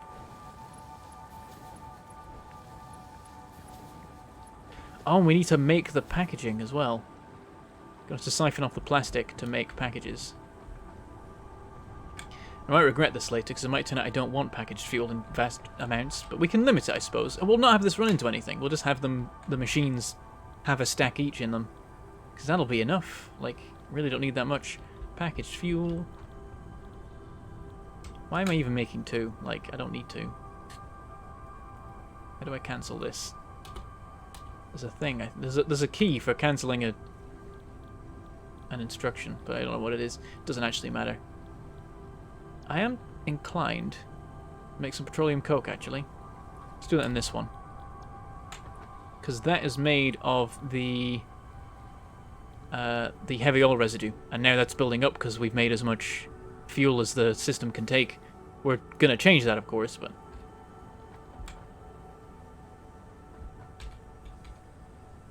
ultimately, it'll build up again anyway. Something is firing at me with fireballs, but I'm guessing it's underneath and has respawned since I last killed it. Like everything here. No power. Yoink.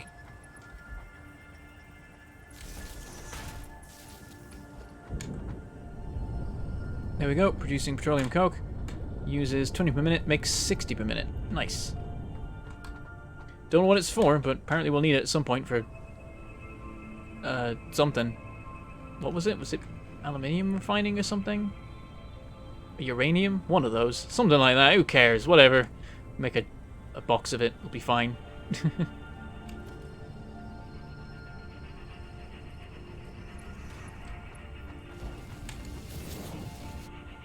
And we need empty canisters. So, it's time to add some actual belts to this mix. Which is going to get in the way of things. Damn. Didn't leave enough space for belts in this system. Could stick them over here. That hangs off the edge though, that's no good.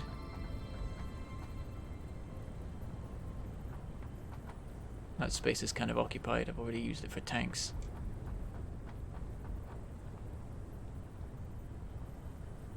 Let's just go with, as much as it pains me, standard conveyor poles on the ground. And then I can maybe ride these? Might work. We can see. Oh, no. Damn it. Eh.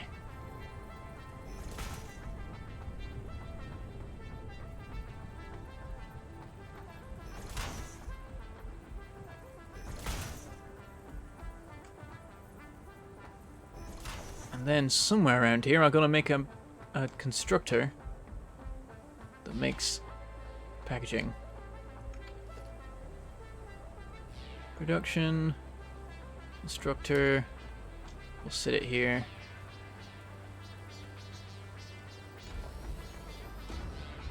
We'll get a splitter for the plastic. bring it down quickly to keep it out of the way of things. I didn't line that up very well. I guess it's over here then. Stick it in there. Stick that in there. You make empty canisters. Takes 30 per minute, makes 10 per minute. Why isn't it going in? Probably the lack of power, that'd be a thing. Do it over here.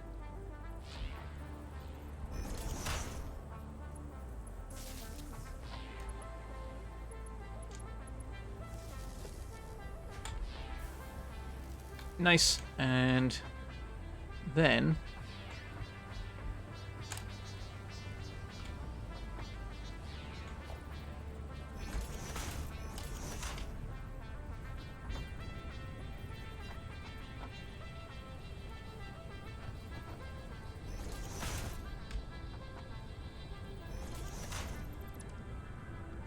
I'll have this kind of established a bit further along because we know already these are going to be making plastic and rubber forever.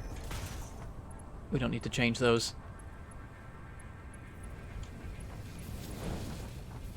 That works. It's getting a bit shoddy now because we're in territory that I've never explored before, so I'm not used to actually making this stuff. And you see, like, as soon as I get to something that I'm not used to, my factory becomes a mess. And I can already imagine the jokes in chat. Shush.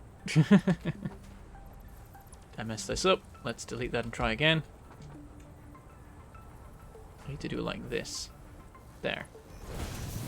Then there. Did I line it up right? I think so. Yep, looks good. Okay. Packaging. Did I pick some up? I might have. Let's have a look. Nope, I didn't. Okay, nice. They're all just being sent along. Oh, they definitely clipped through that pipe there. That's a problem. Okay, let's keep this going a bit so the belt can actually empty out. When I delete it, I don't end up with it all in my inventory.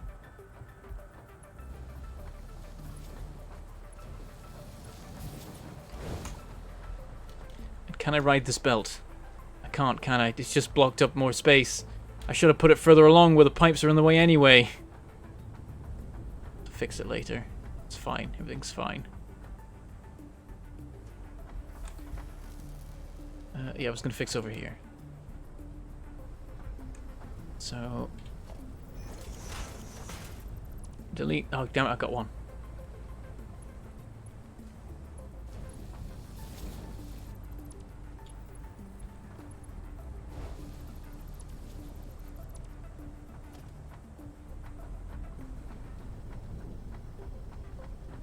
I like how the canisters have fuel on them.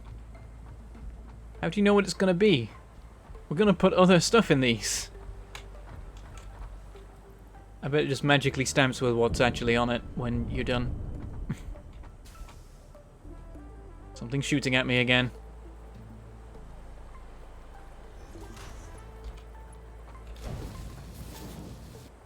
There we go. Packaged fuel. We'll just make a stack of it. Well, petroleum coke. I feel like we should build up a supply of this stuff. Got a feeling that it'll be convenient later if we have some to hand.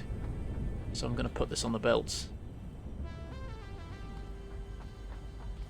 That means lining up this. And then, why am I not getting any feedback about what to line it up with? Oh well. 1, 2, 3, 4, 5, 6, 7, 8 we need. So 1, 2, 3, 4, 5, 6, 7, 8.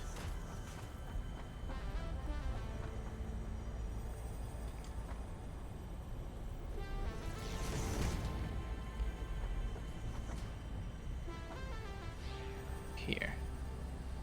1, 2, 3, 4, 5, 6, 7, 8. I strongly advise you to harvest this specimen. Where's this thing? Oh, there it is. Oh. Ah! No, I overdid it! Stupid Blade Runners. Making me so jumpy.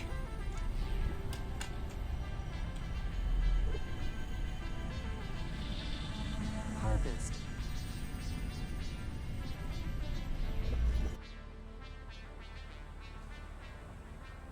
Anyway, so 8 high. We need to raise all these by 1.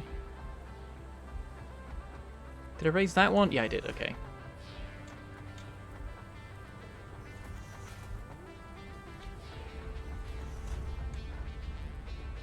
And I guess send it back that way. For some purpose I don't yet know.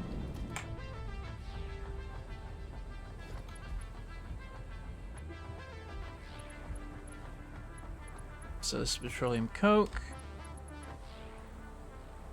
Too steep? Oh, it is. I did not realize it had got that bad already. Okay. Conveyor lift. Let's see if we can line it up properly.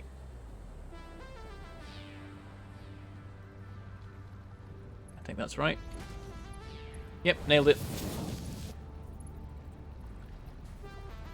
Oh, come on. Come on, connect. There.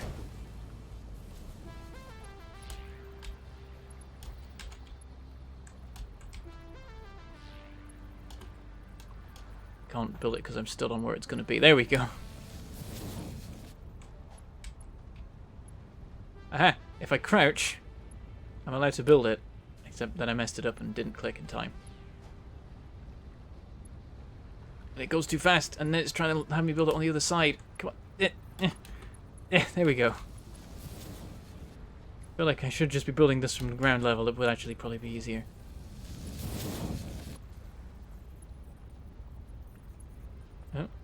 Oh, I'm in the way.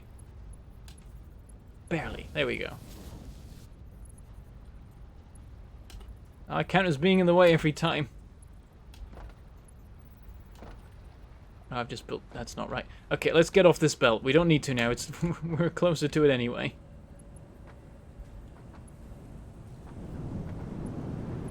Yeah.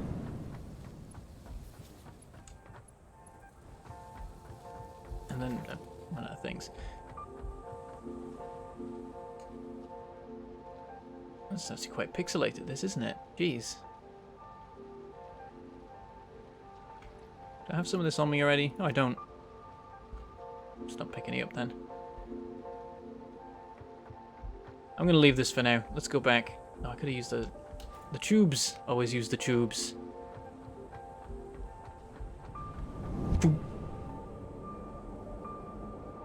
We should build a lookout tower next to the belt tower. Maybe not the worst idea, yeah.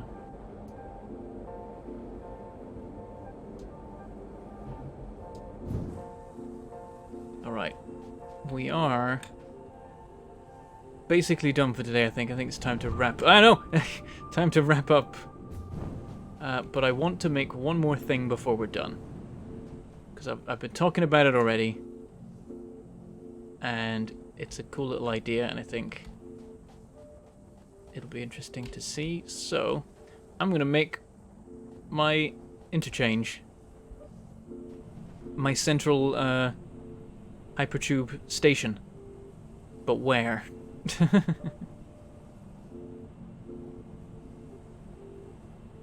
It makes sense that these go under this bridge here that leads off to the oil. So I think I'll leave that as it is. So gotta fill that back in, even though there's a slight bit of clipping going on there. We'll pretend the concrete's just molded that way. It makes sense. I could have it actually underneath this, but that doesn't leave much room.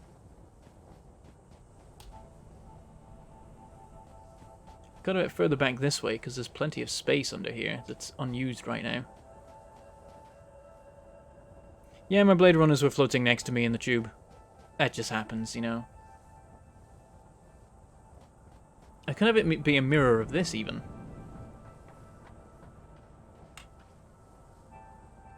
Like, I could have it right here, and then it connects straight up to these. Don't even need a tube between these lifts and the interchange.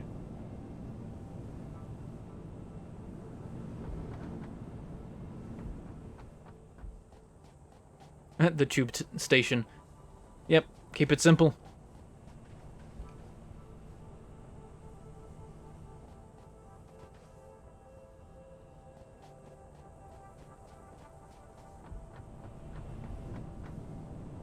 Let's build it here.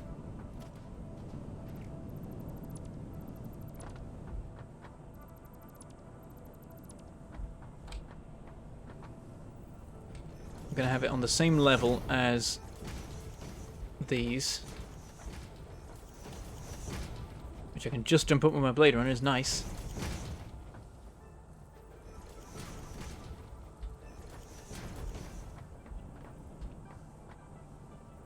And I think I want to have it, like, closed off. Could do the same for this, but I think this works better. Visible.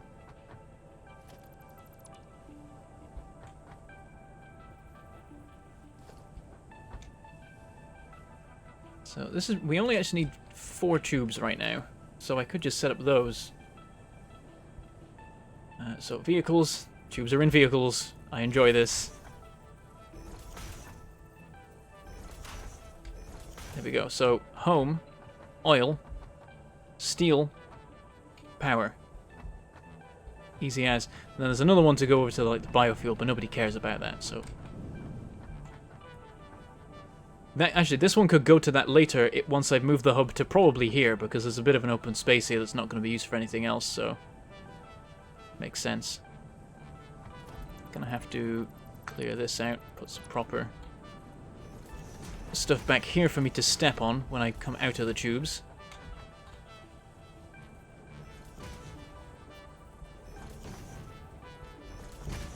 By the way, pro tip... Build the hypertube supports and then build hypertube entrances over them. That will mean they're on a little leg, otherwise they just sit on the ground and it doesn't look so nice. Yeah, I could have walls on the back here. And then maybe work out something with these. Like, I could have walls, wall conveyors like this. I don't currently, like, there are ports for pipes and tubes, maybe only pipes actually, that can go in walls, but I haven't unlocked them, so can't do them.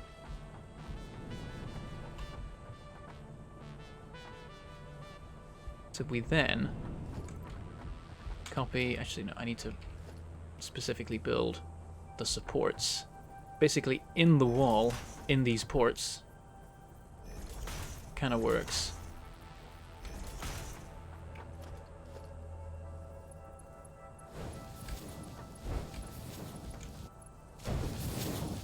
These up. And also we need power in here. I think we want kind of at the back.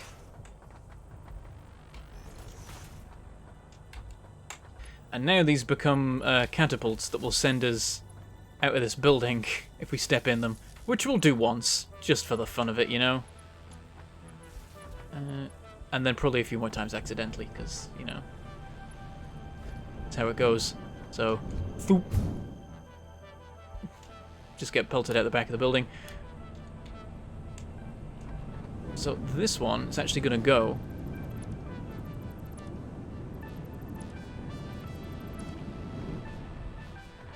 oh, it goes all the way over there. I must have done like the limit of where it could go. Ah. And this won't do. We want it to go underneath. So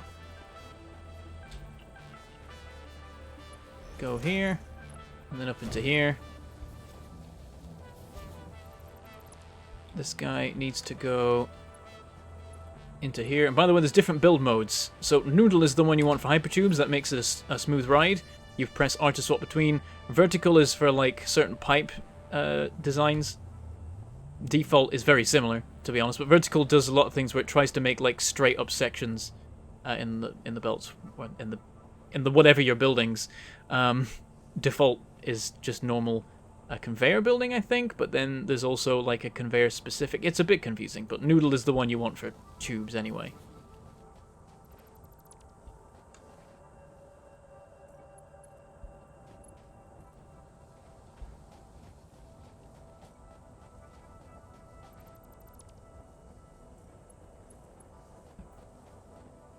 Ends up being pretty simple to connect these all together, except the game is not liking me building that one. Damn, it was not having a good time there.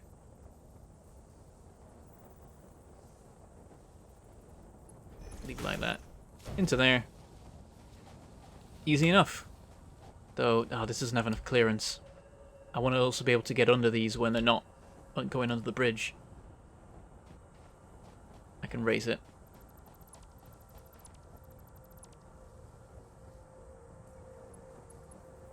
So here again, but up 1. Totally works. Can actually do 2. So we'll do 2. Okay. Got to deconstruct the old entrances.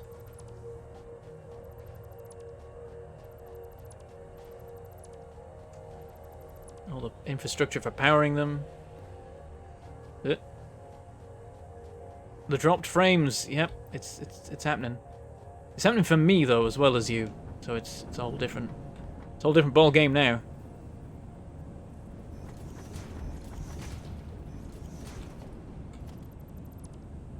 There we go. So, these are all ready to go. Now, I need to kind of label them somehow. That's going to be a struggle. This was my symbol for the hub, so I can maintain that.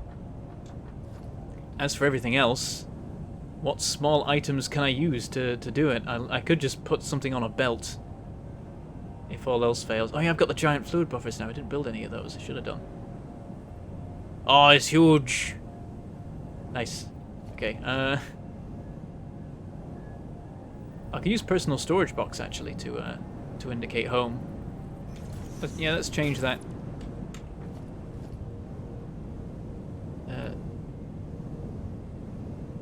This can refer to the mining. I might just remember based on the positioning anyway, but you know.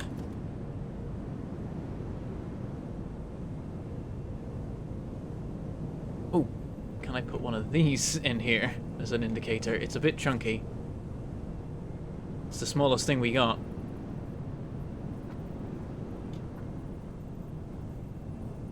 There. That's an indicator. This takes me to the power, I guess. Though there's also... There we go. This can take me to the oil. Not the best system. I could just put it in there, but I might smash into... Oh, I won't smash into it, actually. We know this. We know this doesn't happen. But also it kind of looks silly if I'm going straight into a solid thing. I don't know. I know I would just remember it, but I kind of want it to be like a symbol system, if I can make that work. But there's really not much I can use for symbols. I've run out of things. Those are all the things I can use. Oh, never mind. Power pole for the power system. Then... logistics, there it is. Pipe. Support. Nope, damn it. Well, in fact, if I place it like this, can I then... Yes, okay, I can make this happen. Does that make sense? It's an improvement, maybe. Kind of gets in the way. Also, I can see that being used for a lot of furniture items. Oh, I got it. Okay. Place it here. Raise it. Ah, now it's like a lid. Look at that. Okay, there is now a bar going straight through the middle of the tube. Work on that. But there you go. So power, mining, oil, and home. Totally makes sense. Shush. It's got to be navigable by visitors in case I have any. Also need a conveyor here for the cable to go through. And that is a nice contained facility. I can even do better. I can put doors in it. No, I don't. I don't have doors, so I can't, but otherwise I could.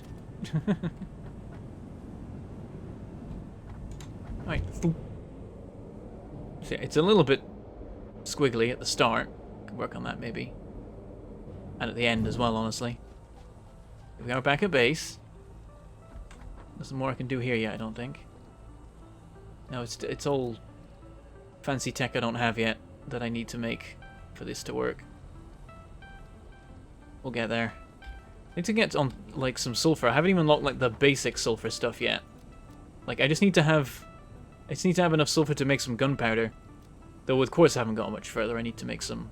Like I've done the silica, but I haven't done this one, so I've not even got started. There's a vehicle I can get there that I really like, and a map, I think, on the radar tower, so I'm way behind on those, honestly. I got Caterium sorted, but that's one. There's 2 more to do still. You think they're going to put decals in the game? Oh, they're going to have to put decals in the game so you can label your routes. Yeah, possibly. People are going to be really asking for it now.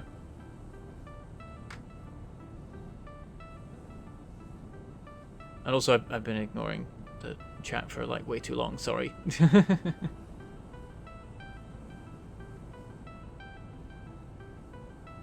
I could paint them different colors. Oh, I like this. I could even color code my entire base, honestly. That would be awesome.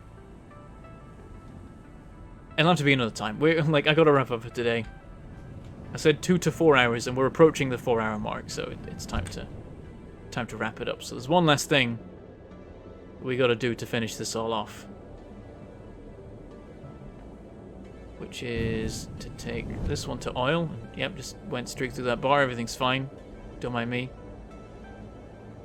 This now takes a weird route, just kind of going off to the side, and then I could just have it go under the bridge the whole time. I'll probably change it to that later.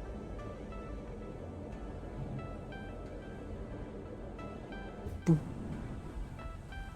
We're gonna hop in this. We're gonna take it in reverse first, and then we can do the proper tour route from the beginning, slightly altered after we encountered those issues part way along. Oh my god, you can eat food while in the tube. Nom, nom, nom, nom, nom, nom. Can I also attack things in the... Oh my god, you can attack things while in the tube. It makes everything shake. Chainsawing. I don't know if that's like it. I probably am chainsawing, but I don't know it. Because how would you tell? And you can fire the rebar gun. I just shot it somewhere. I think it just hits the inside of the tube. Here's our main bus. With our new addition over here that we're going to fly under. Oh, jeez. The basic manufacturing area, the smelting area. Glorious space elevator. A nice aerial view of where it all begins. And then up. So the domain of the purple slug who I have slain and turned into science no longer exists. I can also make my tube literally go through the base, yeah. I like the idea of kind of doing a fly around with it, rather than going straight up through the middle, but I could have tried that. Maybe next time. And here's where we started. Staring at this rock, carefully positioned so that you couldn't see anything, because right there was foundation and there was a tube. And then the reveal of my glorious base. I need to switch to something that fills up less of the damn screen. There we go. Which now has random tubes going all around it.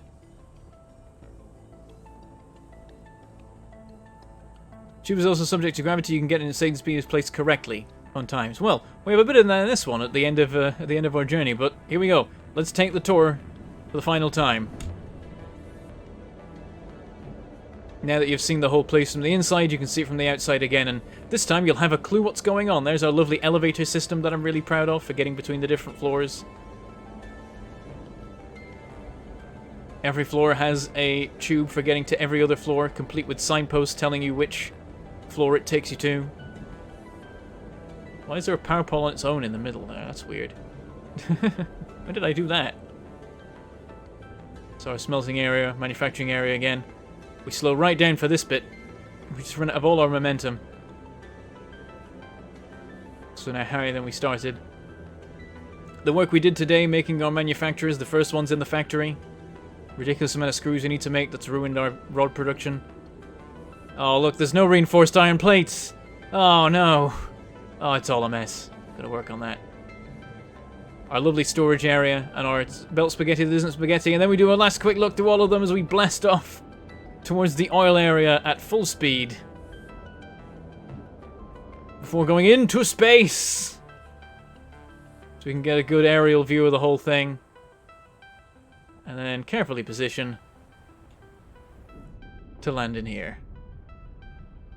There you have it. That was my my base tour. My base is now the internet. It is a series of tubes. How that works. Surprisingly through the security booth at the tube station with a rebar gun. Listen, I run the station. I can get through anything I want.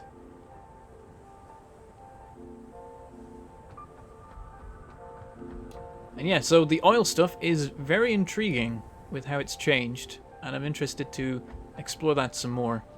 Oh, let's grab our fuel. Yep, this is built up now, it looks like, or this is just the speed it's running at, maybe. Oh, there we go, full stack. Yoink. Nice. And let's grab a stack of this. You know what? I'm gonna stick it in the thingamabopper. The what's it called? The sink, the resource sink. I was gonna end right then and there, but I want to see if this is really valuable because that would be super useful. It's an oil product, so I reckon it's up there. Foop.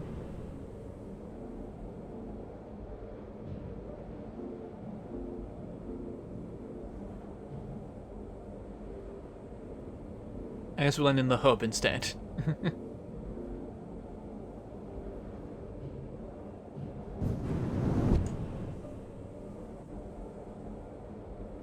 And this is where I want to stop, but I'm gonna get taken away from it again.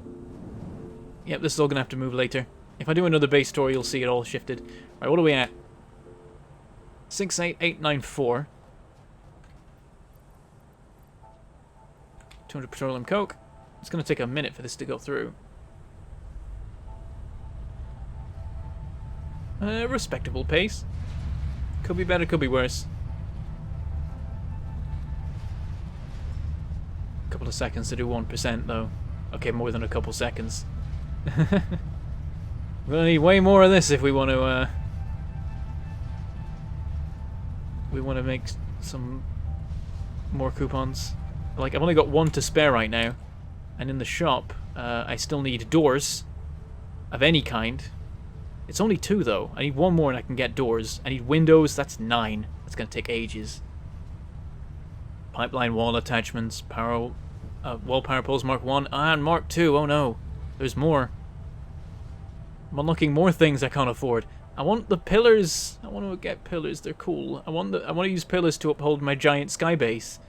But I just haven't been able to afford them. So annoying. Factory cart, don't have that. I do have all these. And all the statues, of course.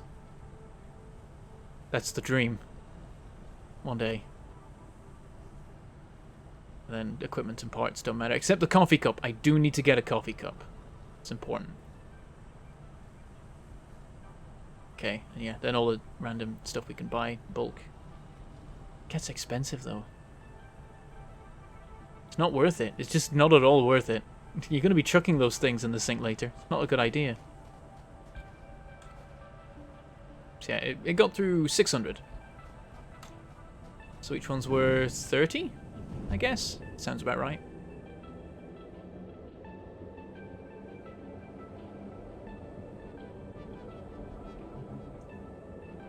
Boop. And here we are. Didn't even need the backboard.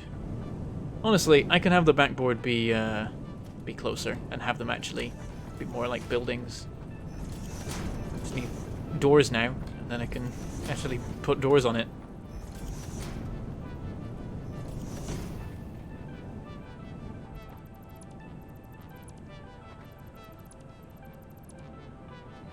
And then this can be a way through to the hub and the resource sink and all that good stuff, which I'll lay out over here.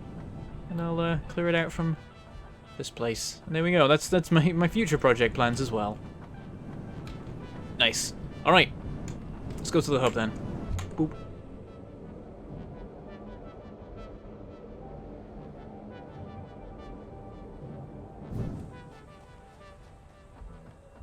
I like to stand on tall things. There we are. Everything's good now. And there it is. A glorious factory. Dominating the skyline, ever expanding. The Satisfactory must grow. Alright, I'm having a whale of a time in this new update. I can't tear myself away from the game to do other things. This was meant to be a Factorio stream. And I didn't do that. Everyone remember to stretch, by the way. It's important. Oh, 6,000 even, yeah. Okay, so it's, yeah. It is 30 each, but yeah, 6,000. So, that's weird. I got the number wrong, but then I got the maths wrong in a way that meant that it was right. So that's weird. Thank you, Mike Cordain. You've been here a while. Damn. Then again, most people have. That was definitely... The Factorio tutorial days were definitely the days when I got the most subscribers. I wish I'd made more of them. I definitely should.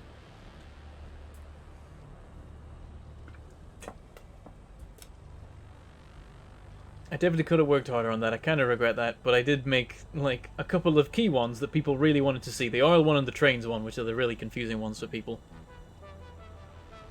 One day I may yet remake that train tutorial. It is my most popular video ever. Yeah. Awesome that you've been around so long. I appreciate you sticking around, even as things have changed here. But that's where we're going to end it for today, as we look upon our glorious space elevator. The platform doesn't really seem that far away anymore. I mean, it's not currently. Sometimes it goes up there, but it's like really close. So look upon my glorious works.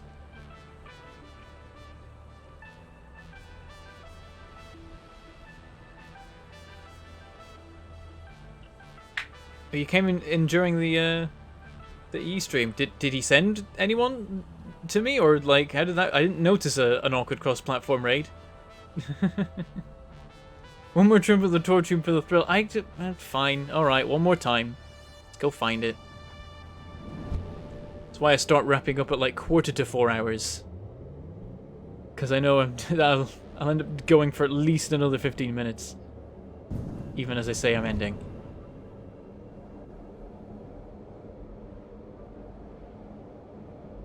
The list of how many points various objects are worth on the wiki. Okay, I'll have a look at that then.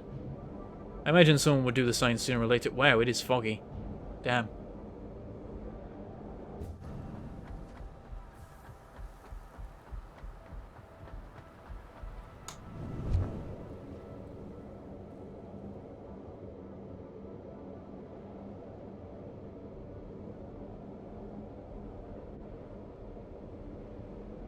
But me and Fuzzy were in it and it was on E's channel? Magic the Gathering? I've never played Magic the Gathering.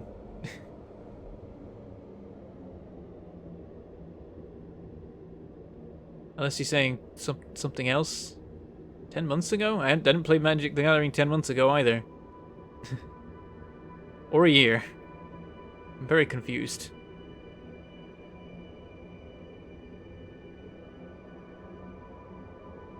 Oh, Magecast, right. That wasn't on E's channel, that was on Roll For It. Oh no, that mage... Oh, there was two. Yeah, we did two. We did a Roll For It mage thing, and then we did an E mage thing. Okay, that thing. Right, I see. Very confused. I haven't played Magic the Gathering, though everyone is right now. It's infecting everyone. At least one person... I think it was... Lauren finally decided to play Magic. And then... mentioned it to EE, so EE started playing it, and he mentioned it to Sheepy, so Sheepy started playing it, and everyone's playing Magic the Gathering now. I'm like, over here with my Pokemon trading card game.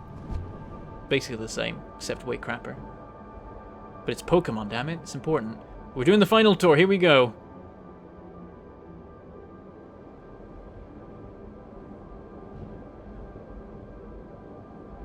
One more time, just for you.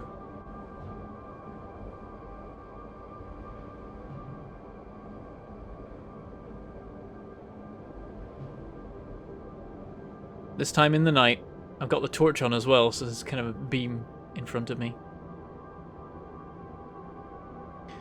Yeah, the 40k... The Fantasy Flight 40k rulebooks are ridiculously expensive because they are out of print and will never be printed again, most likely, because contracts broke down and Games Workshop threw a fit because Fantasy Flight was muscling in on their territory. And now there will never be such a thing again. And now Fantasy Flight's actually shutting down its RPG stuff entirely. Though probably nothing to do with that. It's probably because Asmodee took them over and wants to cut down on things that don't make more money. And into space! And I'm not going to land this time. I'm going to see if I land back in the tube and keep going, or if I just die. One of those. Oh, yeah! Nice. You can make an infinite loop then, just by having the ends point upwards, and then you don't have to do anything. You just keep going forever. There you go. Alright. That is where we're going to wrap it up. Well, I have a last view of the levels as we go up. So ground level with all belts just going into things. And the furnace level. Basic manufacturing level. And the glorious main bus.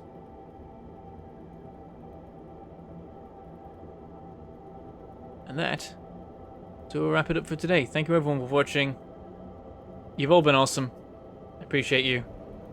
I'm having a whale of a time with this. And you'll probably see more. I mean, there's the rest of the last stream to go up. That'll probably be tomorrow. If I can get it processed and everything in time. I don't know if I probably can't process it tonight, so don't know if I'll be able to get it up at a reasonable time. Because tomorrow I plan on spending all the daylight hours and probably some of the not daylight hours. Oh, I have a chainsaw. Turn that off. Why is it still going? I unequipped the chainsaw. There we go. Okay. Yeah, I'll probably be working all day tomorrow on the house, so I don't know if I'll have time to render and upload the video because I didn't do it sooner because I'm the worst. So we'll see. I don't know when things are going to be. We'll just stay tuned and we'll work it out. We'll see what's happening, and at some point, eventually, after a million more jobs have been done, I'll actually be able to move into my new place, and that'll be a whole new adventure at that point, and I'm very excited about that. So it's going to be great. Also, thank you very much for the 40 ruble super chats to end the stream. Oh, and the gold coins annihilating everything, including a sub. Oh no, one of the YouTube memberships went out. Silver coins flying everywhere. It's a bloodbath. Thank you very much for the 40 rubles. And it's a super sticker as well of a smiling fox, I think. I think it's a fox. Okay. That's all from me. I should say goodbye. Thank you for watching, and I shall see you next time.